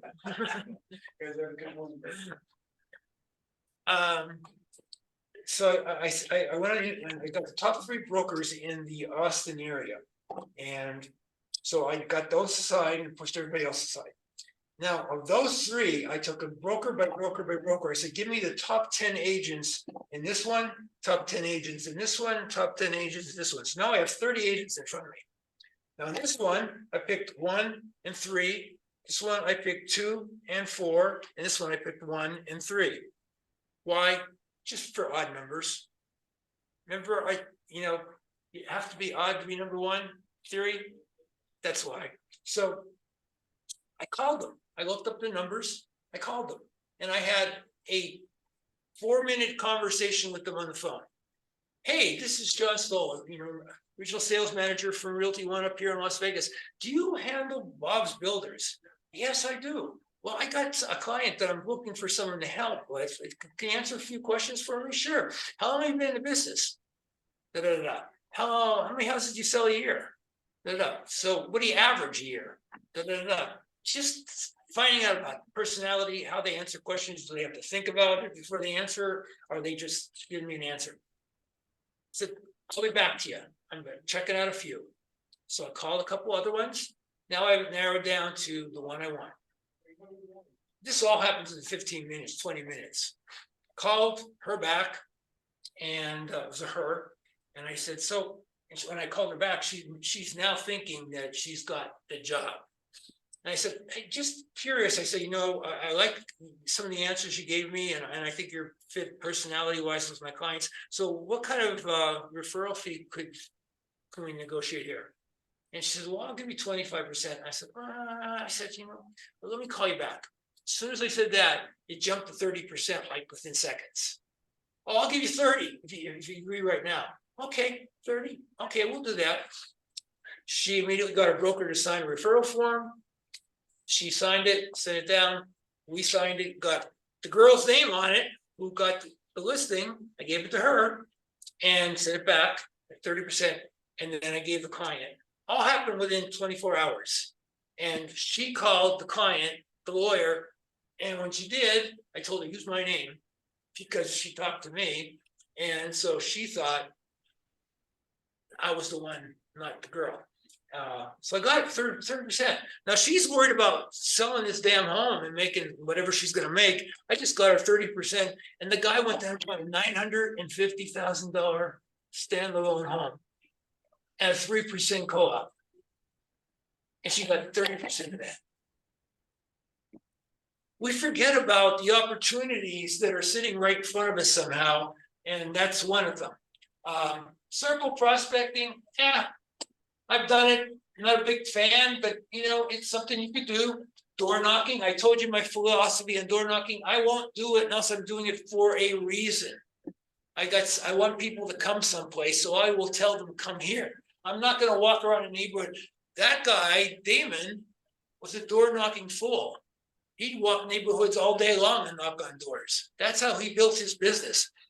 I couldn't do that. I don't like people throwing things at me and calling me names. Networking. There are networking groups you can go to, social media networking, any chance you have to network with anybody. We do talk a lot about Facebook, and some people get turned off on about Facebook. Some people get turned on with Facebook, but you could go into a neighborhood. If you were in a neighborhood that's kind of a closed community, that maybe it's gated, you can walk around the neighborhood and say, hey, listen, I'm starting a closed Facebook group just for the neighborhood. It's going to be private, just for us. You can't share anything that's posted outside, make it private. And we'd love for everybody to be involved. That way, if we want to hold events, parties, picnics, security reasons, whatever, we can get a hold of each other and not have to worry about it going all over the damn place. I have seen agents do that and be very successful. They close the whole group in, and maybe they have 50 houses.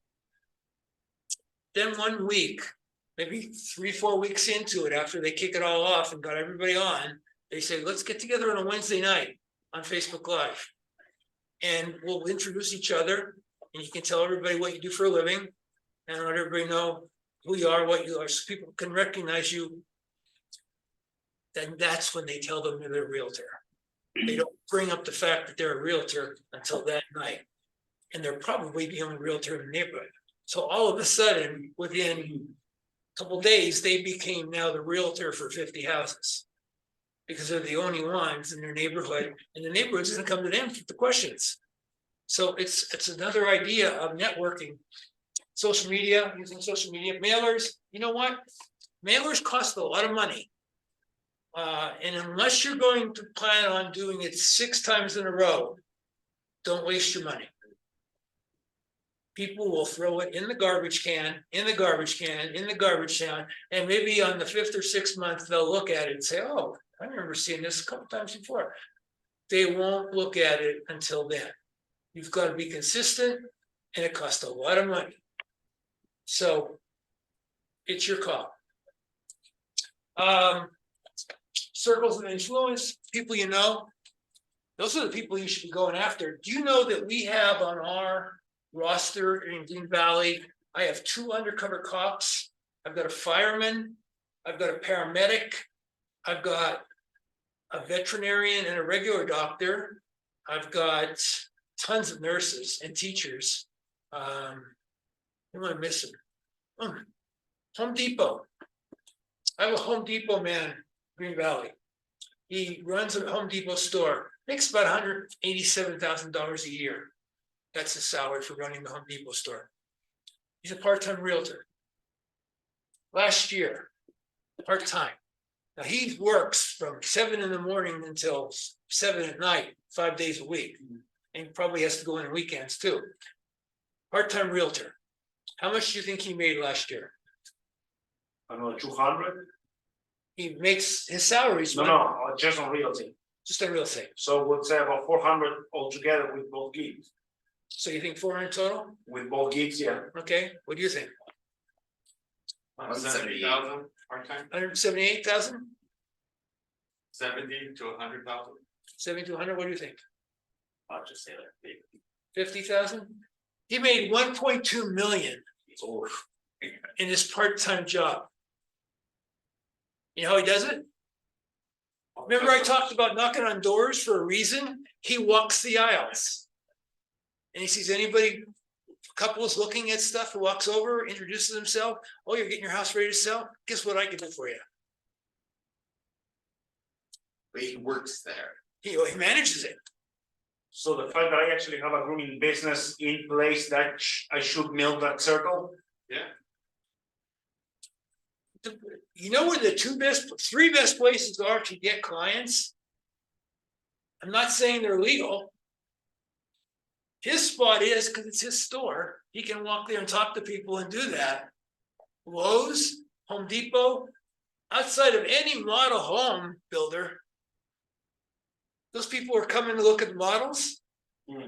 They're buyers. Well, legal or ethical? Ethical. Yeah, I Yes. was gonna say ethical. Illegal, no, I don't think it's illegal. May not be ethical though. Right. Non-ethical maybe- fact are not gonna get you in jail. Yeah, illegal till the cops show up. Yeah, like I would think that Home Depot would have a little bit of an issue with him soliciting Home Depot customers for his real estate business. Well, he's not soliciting them, actually. The way he does it, it's pretty cool. He basically just says, hey, I'm in real estate, so if you have any questions, I can help you with them. And they just, and he's really nice. He's nice to talk to. I told you guys I sold insurance for a little while I was in restaurants. So it cost me a write-up because someone was I was talking to one of the customers as I was their waiter. And they told me that they were complaining about their insurance being so high. So I ended up booking an appointment at the office, sold them 3 auto policies, 2 life insurance. Anyway, it was like a $900 commission, but it cost me a write-up. I didn't really mind the write-up after I told my boss, sorry, but I just got paid $900 for this write-up, so I'm gladly signed it for it. I even took a picture. I know that was funny. We have a girl in the Green Valley office that when she joined us a couple of years ago, after 6 months, she was ready to quit. I mean, can't do this, can't figure this out. Went all the classes, couldn't figure this out, wasn't getting any clients. She was shy, she was Asian. And so I brought her in and said, listen, let me get you set up with some social media classes, because she didn't do any social media. So I got her, she tied in with Facebook, I got her in Instagram, and I got her in YouTube. 3 classes, and I got someone who specialized in all 3, the teacher. She gravitated to YouTube. She went home and she figured out by watching instruction on how to build a YouTube channel. She built her own YouTube site. Then she went out with her camera and went around to all the builders and ask if she can go into their models and take pictures. Most of them gave her permission to do so. And she would take the pictures and she would cut them and crop them so the builder's name was off them and the address of where the house was off them. And just her picture with her contact information, and she'd post all these beautiful pictures. She even had Blue Huron working with her. Do you know what? Blue Huron, the $1 million builder, Okay. they were even letting her go in. So it took her 3 months before she got her first call after she got this channel up. So 6 months, took a couple classes, probably 2 months of the classes, and then 3 months till she got her first call after she started posting. And they asked her that they wanted to go see one of the houses that she posted. Last year, she did 33 deals, 3 of them over $1 million, and does nothing, not one thing on there but YouTube. That's all she does. 33 transactions on YouTube. And now everybody goes to her YouTube channel to find the house they want to go see. It's a niche. It's a niche. So buyers are everywhere. Find out where you're going to find yours. That's kind of the farming. You know, you can get a farm from Rock Title, anywhere you want, neighborhood, bigger area, maybe like Inspirata or Seven Hills or whatever, they can give you the farm for it. But then you're talking about mailers now. You're working a farm, you're talking about mails, or picking up the phone and start calling and dialing, and they're just like door knocking. You're going to get clicks and no F from yourself and everything else, you know? People aren't nice. It's a tough line of business when you're doing stuff like that. All right. Get face to face. You know, you guys are in here right now and you're watching me tell stories here and the animation and the feeling that I have about certain things. They're probably not on Zoom. They're hearing the conversations, but you guys are enjoying back and forth. I'm asking you questions, you're asking me questions. It's always better if you can get face to face. Sure. I'm not saying that I'm glad you guys are on here. I really am, because you wouldn't be getting the education if you weren't. But any chance you have to be live is best, because you can get involved in the conversations. Things are different when you're involved in the conversations and you're seeing other people talking about something that may be passionate to you, and you can get answers to your questions. So I guess that's the point I want to make here. It's the best place to do it. And in our case, when we have buyers, we're looking at buyers that are, you know, A, B, or C, meaning A, 30 days or less. They're ready to buy. They're coming in with cash. Or they're coming in with a very high down payment. They don't have to sell their home. They've already sold their home. Maybe they were in a rental and the rental is going away. You know, they're in their last 30 days or 60 days of the rental and they're month to month. Those people are ready to do something. Get them pre-approved. Let's go. Ready, willing, and able. Speed, 30 to 6 months. They're just looking. They're going to give you qualifications that they're looking for, and you're going to set up a search for them on the MLS, and they're going to daily look at the search or weekly look at the search, and then you're going to call them up, and they're going to say, well, I saw the 5 that came in this week. Maybe we should go to 2-story, 2, not just 1 stories, or let's not go over here to Seven Hills. Let's go over here to Summerlin and look. And it's like, what? That's what people do. They're not finding what they want here where they selected to live. Now they're having you change the search to over here, which makes absolutely no sense at all. But that's what they do. That's why I said buyers will drive you crazy. You could have 5 listings, live listings with your signs and everything. You could never work with 5 buyers. It's impossible. You wouldn't sleep. They'd have you showing houses all day long, every day. Listings, you put your sign up, answer some phone calls, go over and show the house once in a while, or maybe it's key any. They can go in and see, the client agents can go in and show the house without you there, and you get the offers. You can handle a lot more listings than you can buyers. Buyers are just low fruit and it'll drive you nuts. So We need to start miking it for. you have to. You have to. I mean, I did the same thing. I mean, I spent a whole year doing nothing but rentals, open houses and rentals. That's all I did my first year. And guess what? Out of 100 rentals, and I'll use that as a round number, I probably had 80% of those rentals bought a house from me. And some of them have now bought 2 or 3 houses from me since. That's going back 20 years ago. Because you gotta cultivate before you harvest. There you go. There's a law of nature. If you heard that, rentals, start doing rentals. Keep in touch with them, put them in your database, call them monthly. They will be buyers. Now, keep in mind, when you do rentals, you're competing with the property management group. Those property management people are collecting their checks every month and talking to these people that are in those rentals, and they can sell. So you've got to be better than the property management group. Being a property, I've been in property management before joining realty, and property management actually that you do get first-hand experience in. It's like people try to, because you solve their problems. A pipe burst out, they call you, they whine, you get a plumber in there, you are the hero. And people get to trust that, even though it's just like 3 basic job description for you. It's either that or the highway for you, but to them you're the hero. You have no obligation and you got it done. They see a bad situation turning to a good situation and there's sense of relief. It gives the property manager tons of credibility. Right. And Most so, of them are lazy, but that's something else. right, but what you're saying is right. That's why a good sales rep will stay in touch with those people every month. And they'll kind of compete against what you're doing. Makes it even, Steven.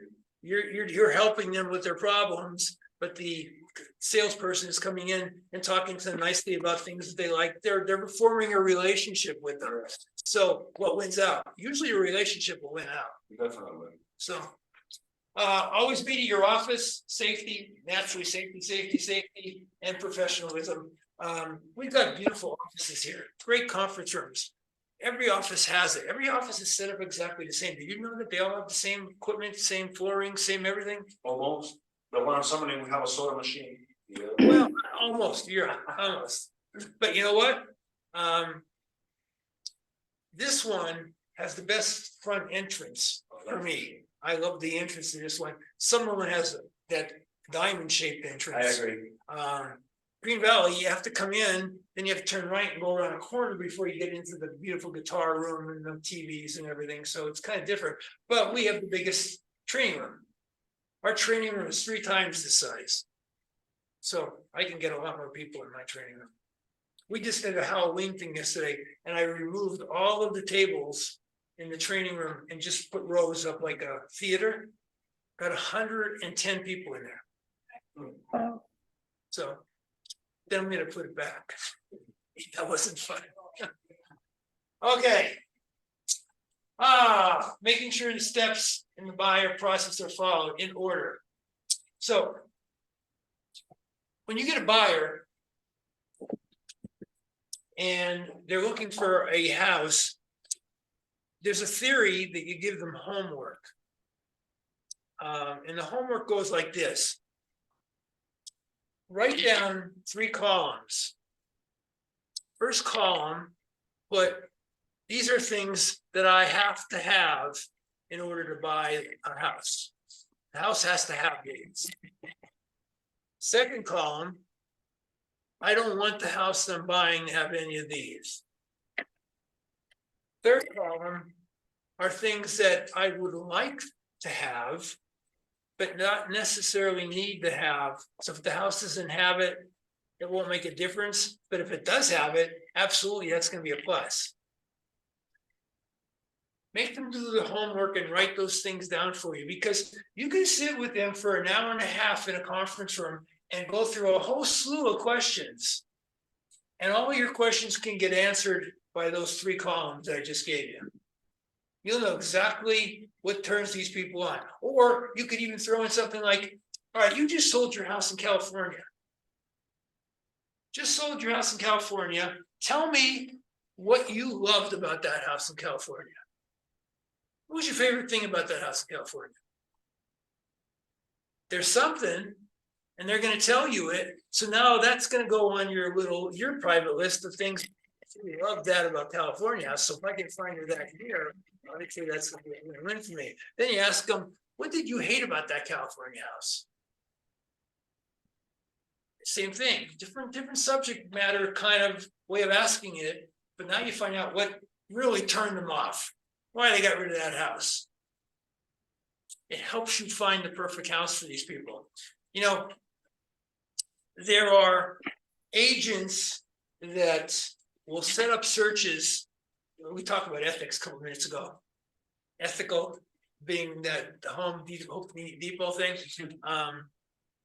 There are agents that will set up searches for their client, and they will set it up in a way that the searches come to them first.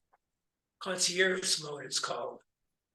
So before the actual let's suppose all the criteria is fed into this system and it's going for Bob and Mary Smith out in California. Well, before Bob and Mary Smith see that list that fit all that criteria, it comes to you first as the agent. So you get to see the 15 houses that are pulled up. Now you go through the 15 houses and you can see the co-ops on every one of them. So this one has 3% co-op, maybe 3 of them have 3% co-ops, maybe 5 of them have 2.5% co-ops, and then the rest of them have 2% co-ops. Guess what? Those 2% co-ops will never get seen. And there's not a thing that you can prove or latch onto to stop it from happening, except cancel the concierge mode. Well, So the perfect house for your client could be sitting right there and they'll never see it because you ain't getting paid. so don't be that agent. It's very easy to do. Don't be that agent. Can you see how that could happen? It's called the concierge mode. What's the normal nowadays? 5% and then 2.5 per. Well, you know, that's another conversation completely, because it's supposed to be that. The average right now is 2.5% both sides. As mentees, are you all in mentee program? No, really. You're not. Are you a beginner? I just started here, yeah. Okay, so in your 70-30 splits that you have to do 3 of, if you, on the buyer side, you can't do anything about it because you got to take whatever the listing is offering you on the sheet. If it's 3, if it's 2.5, if it's 2, whatever it is, if your buyer wants to buy that house, that's what you're going to get paid. You can't control that. So it's what the seller wants to pay out, what you got take, that's it? No, let me finish. On the MLS full sheet, where you see the co-op, what you're gonna get paid, that was determined when an agent walked into that list, that person who's the seller, walked into the seller's house and they negotiated a fee. And let's say it was 5%. And they put 2.5 here and they put 2.5 here. 2.5 for the buyer, 2.5 for them, the seller, the agent. So both agents are getting 2.5. If you see on that sheet a 2%, you can't do anything about it because it's already on the sheet. It's already been negotiated by the seller and the agent. So on a buyer side, you can't do anything about it. On the listing side, you can. If you're the listing agent and you're negotiating that fee, you've got to take 2.5%, because in the mentee program, you're going to get screwed if you take a 2%, because you're already given 70-30. You follow me? God, I don't see the golden activity in this. I mean, that's what you sign up for. You're gonna get paid, and then you gotta give 30% to realty on your first 3 deals. That's so. What's like? So if you're gonna 30%, you're giving to the realty one. Okay. Okay, so you're losing 0.5% of that money. because you're only getting 2. Yeah, At 2.5, it works out. you're not making any money, in other words. Yeah. You're making money, but it ain't enough. Right. So But it's only for 3 deals. that's all, but just know that. On the So I have, yes, I have a question. How does this this new, I don't know if it's the right time to ask this, but how does this lawsuit going on right now with compensation and realtors, how does that affect what you're speaking on right now? whole different class. But I will tell you, it will change everything that we're doing today. For better or worse. Okay, It could change. Magic words could change. There's gonna be countersuits and all kinds of. it's gonna be shambles, right? Okay. It's gonna be in the courts for a while. It's not gonna happen overnight. So in the next. So I think 2 years. I think some states have already came to a conclusion. So I just want to know how it affects Nevada and affects us that are new to the game and to basically what you're speaking on, because it'll change a lot of contracts and stuff. But I know it's for another class. I'm just, since you're speaking on. It's a good question. It's a great question. So let me ask you this. Let's suppose you were going to court, you for anything. You're in court, you're fighting your neighbor for something, and they charged you with something. Your neighbor, they filed something, and you got into the middle of this lawsuit against you for something, and you lost. Okay, you lost the lawsuit. So what's the first thing your lawyer's going to do?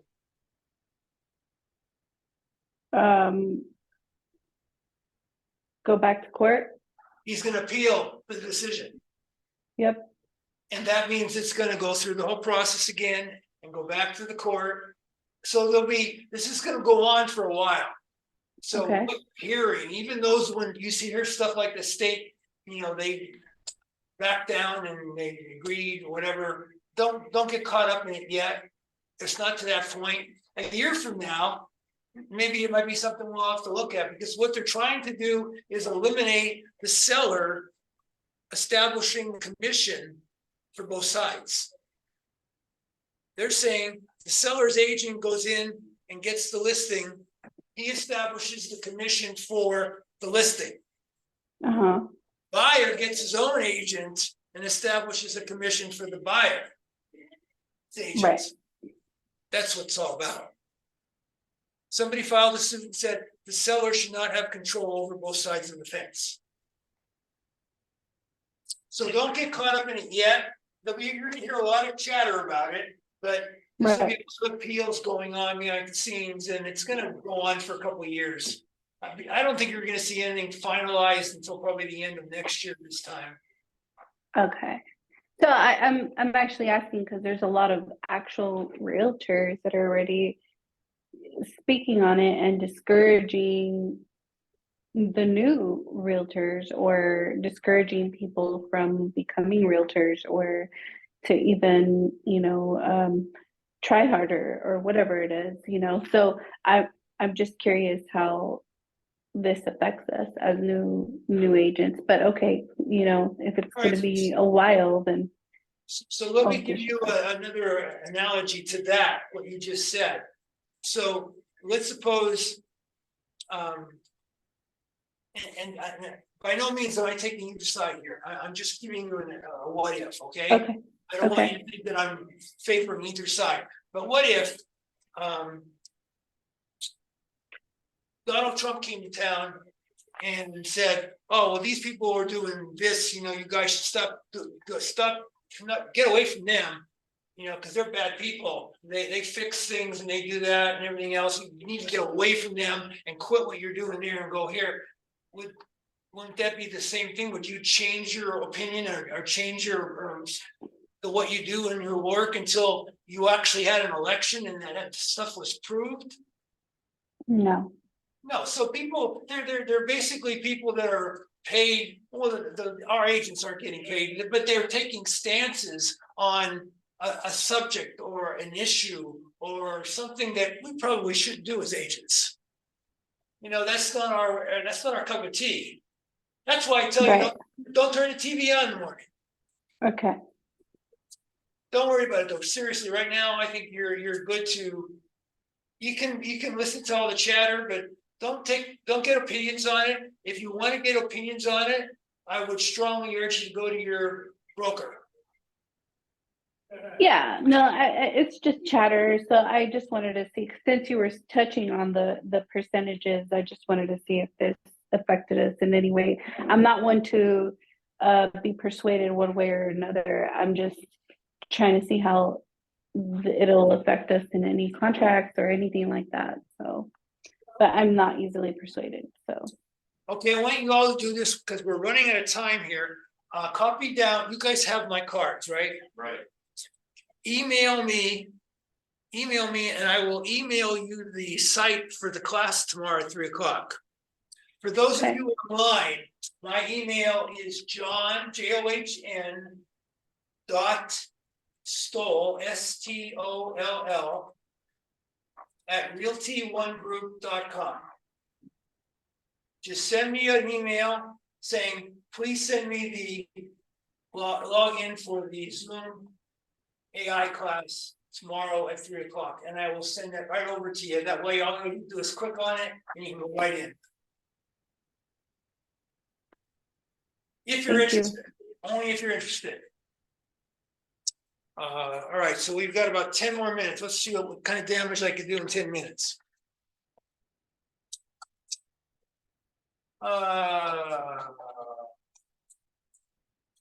Help buyers understand how representation by you is in their best interest, because you can get in the way of a lot of problems for them.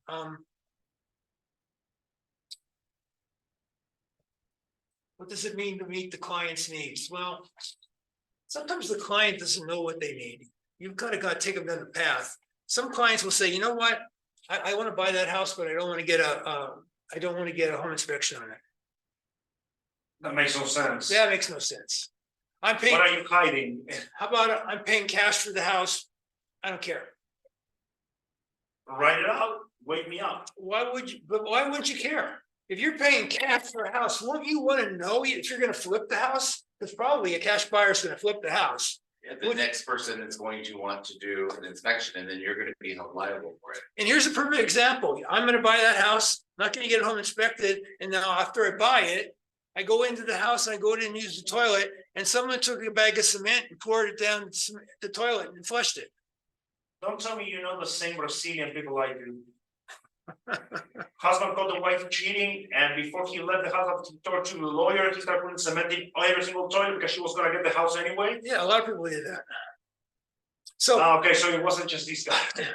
So think about it. You bought the house now. You didn't get it checked. And whose fault is that? That's about a $300,000 repayment. Yeah. So how stupid, you gave up paying $350 for home inspection that would have saved you thousands and thousands of dollars because you're an idiot. That's why it's our job to make sure that we communicate and make sure they understand what things they should be asking for. All right. For warranty. That won't help. Huh? That won't help. Pre-existing condition. Yeah.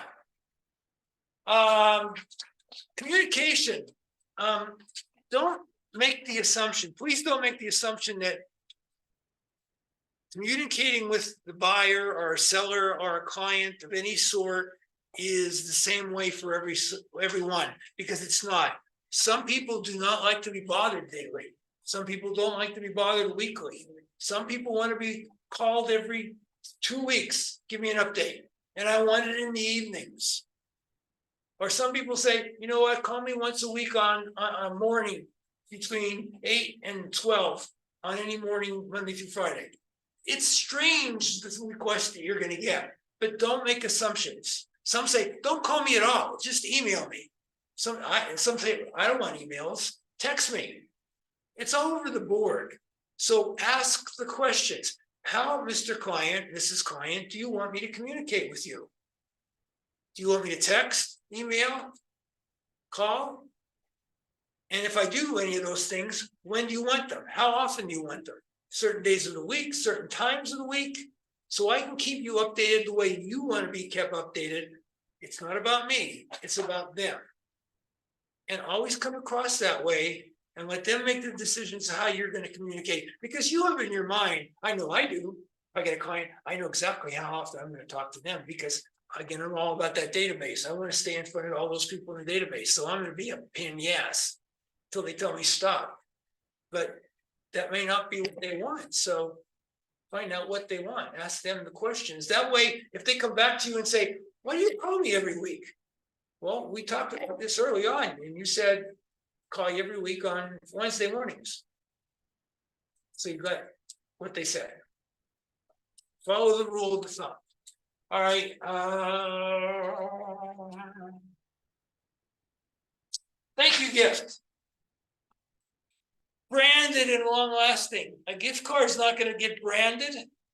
It can have your name and your realty one on it until it goes in the garbage can. I know this is not a support. I'm not supporting what I'm about to say. I'm just telling you as an example. Cutco knives will actually take. They'll give you a set of cake cutting equipment for cakes for desserts, and they'll brand right on top of the blade your name and the company you work for. So every time they take out that to serve cake, there's your name and there's your contact information. You're in front of them all year long. Which were good phone cases. What kind of phone do you have? Whatever it is, and I just sent you one with. Yeah, I mean, seriously, things like that is what keeps you in front of them, because they'll forget you unless you're going to contact them a lot. And like I said, I'm all about databases. That's my thing. That's Mark's thing. That's what we do. That's how we got so many people selling and buying for us, because we were in communication with them. I still call my clients. So, ask for referrals. The girl sitting next to me doing paperwork, she didn't ask for a referral. I got her a 30% referral in Texas. Ask for, if someone says they're selling their house, the very first question out of their mouth should be, where are you moving to? Isn't that normal? I want to know. I'm moving across the valley. I'm gonna be building a new house over there by Lennar. Did you talk to Lennar yet? Well, not yet.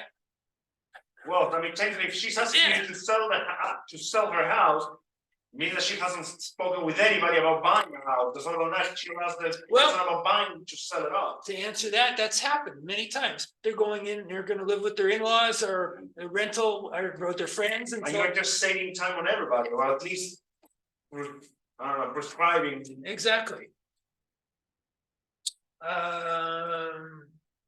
Ask for feedback. You may think you were a superstar. They may have thought you really sucked.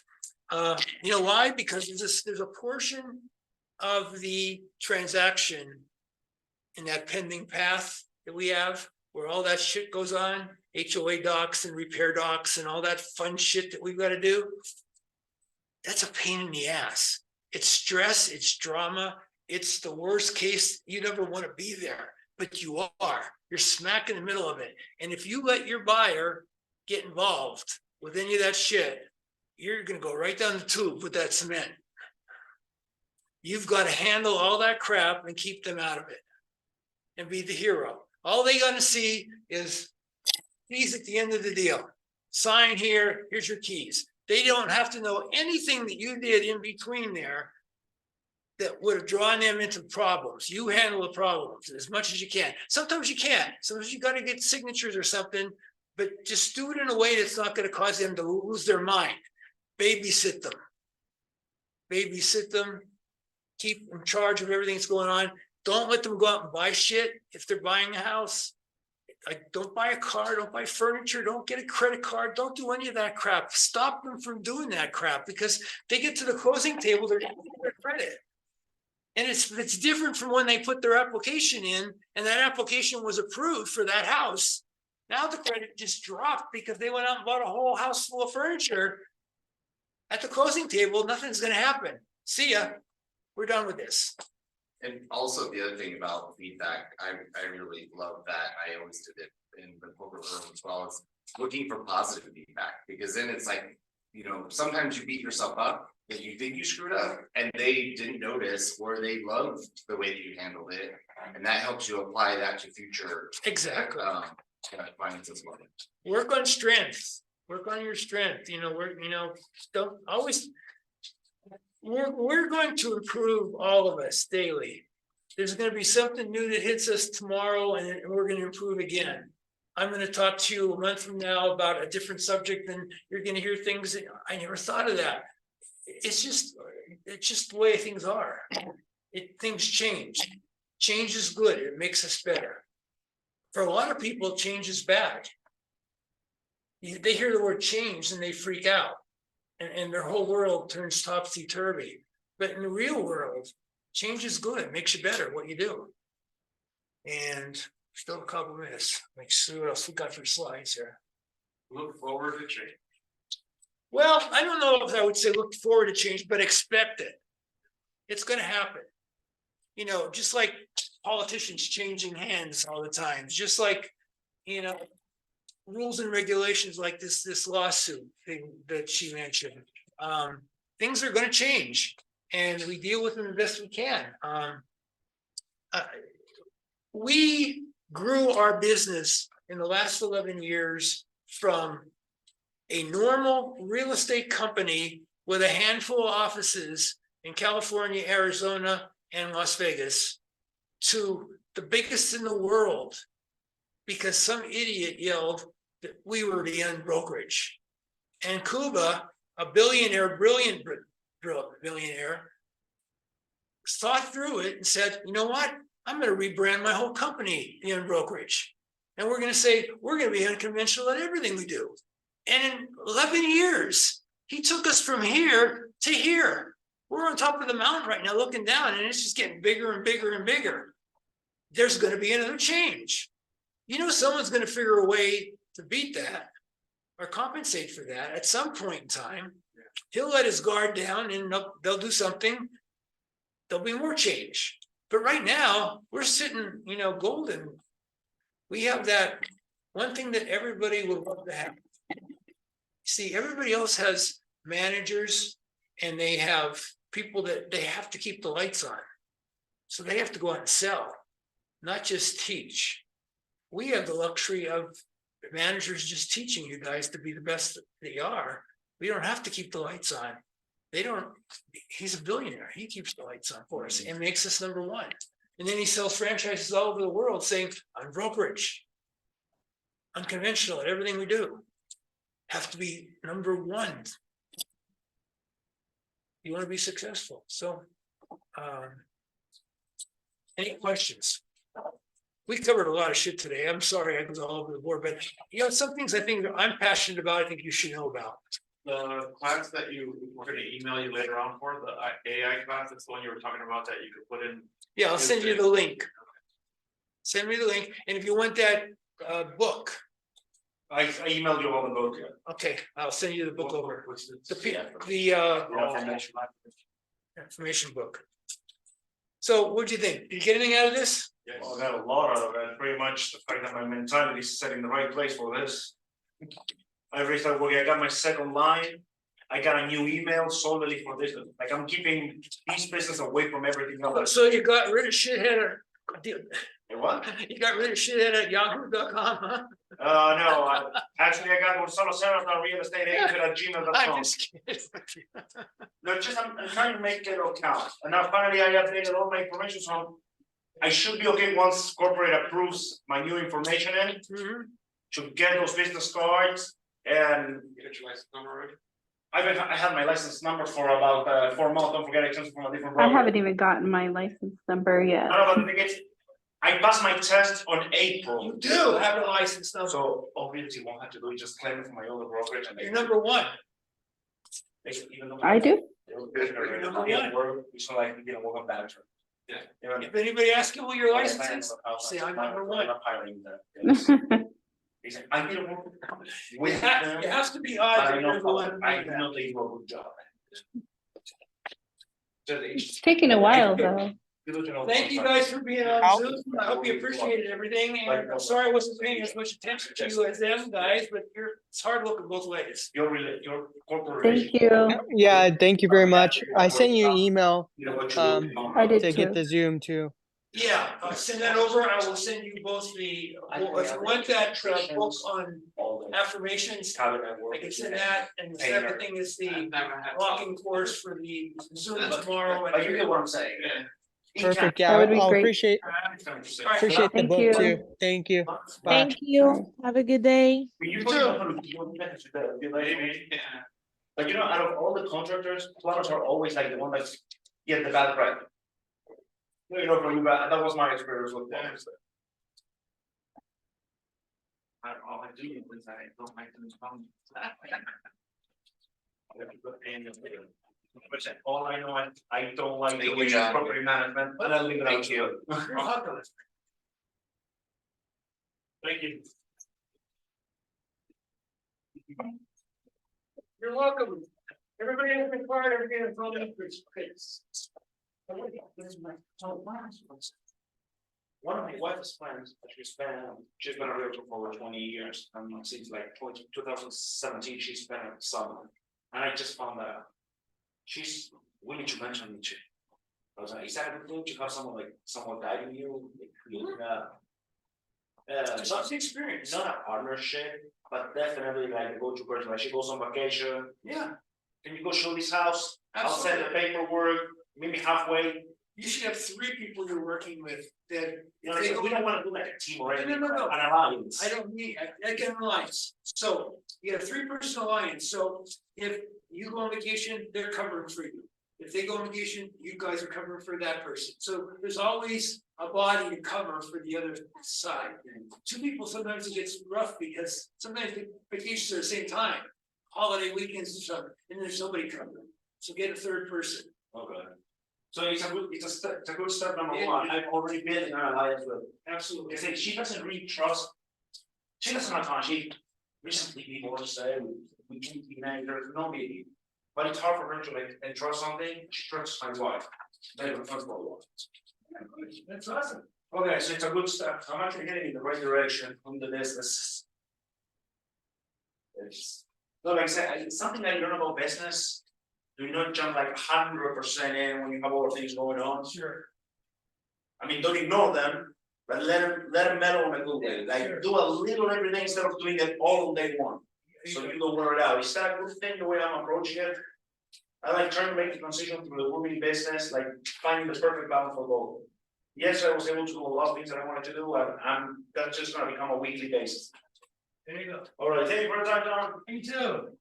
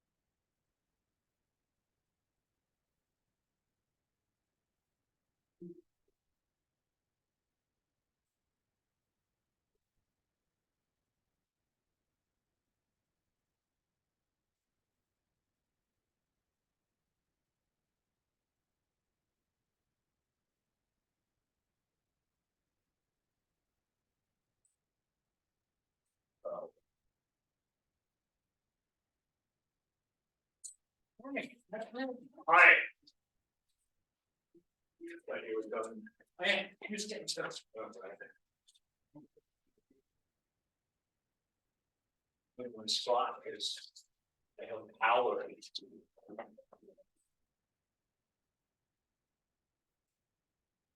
I don't mean strength, I mean electricity. Oh, got it. That. All right, well, you have a nice day. Likewise.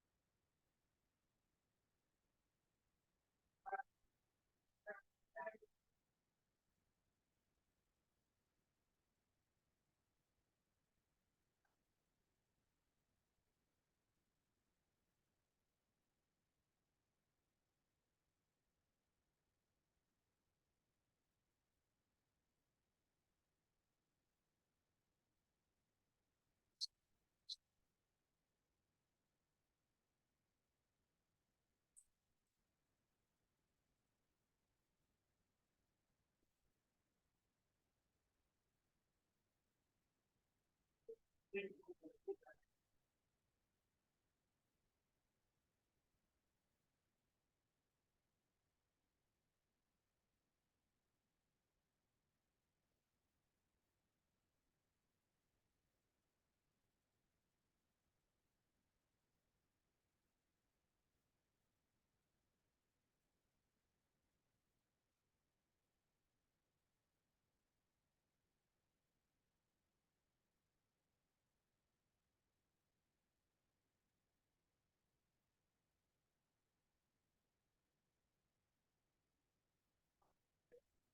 didn't think so.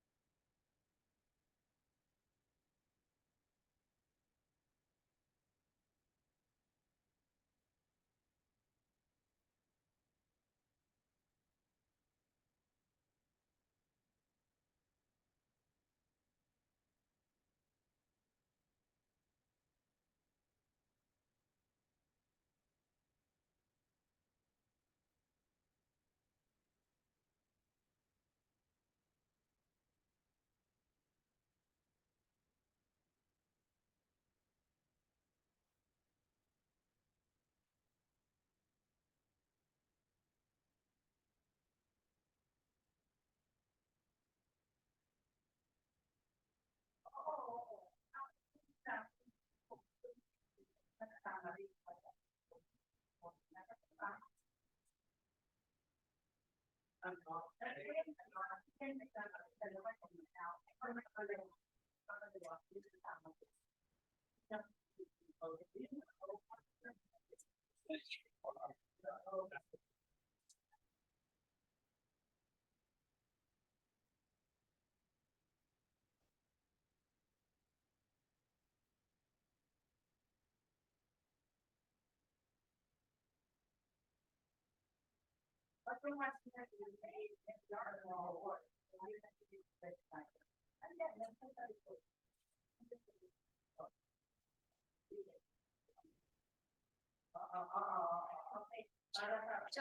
just for today.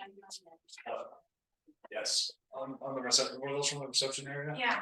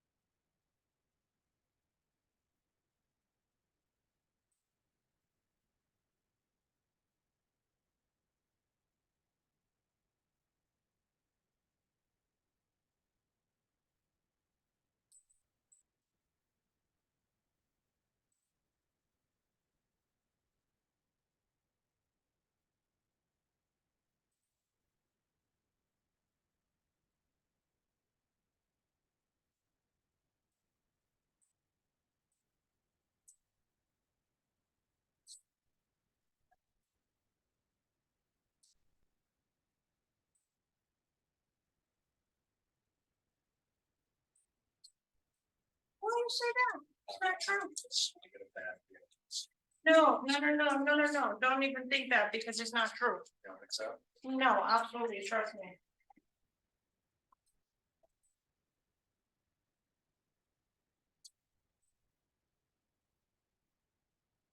What happened?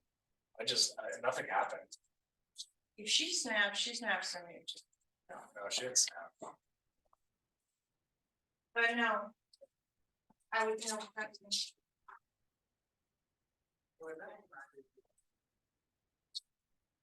Something bothers her, she tells you, but no.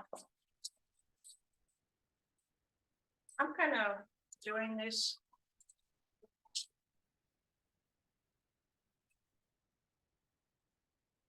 Are you gonna stay?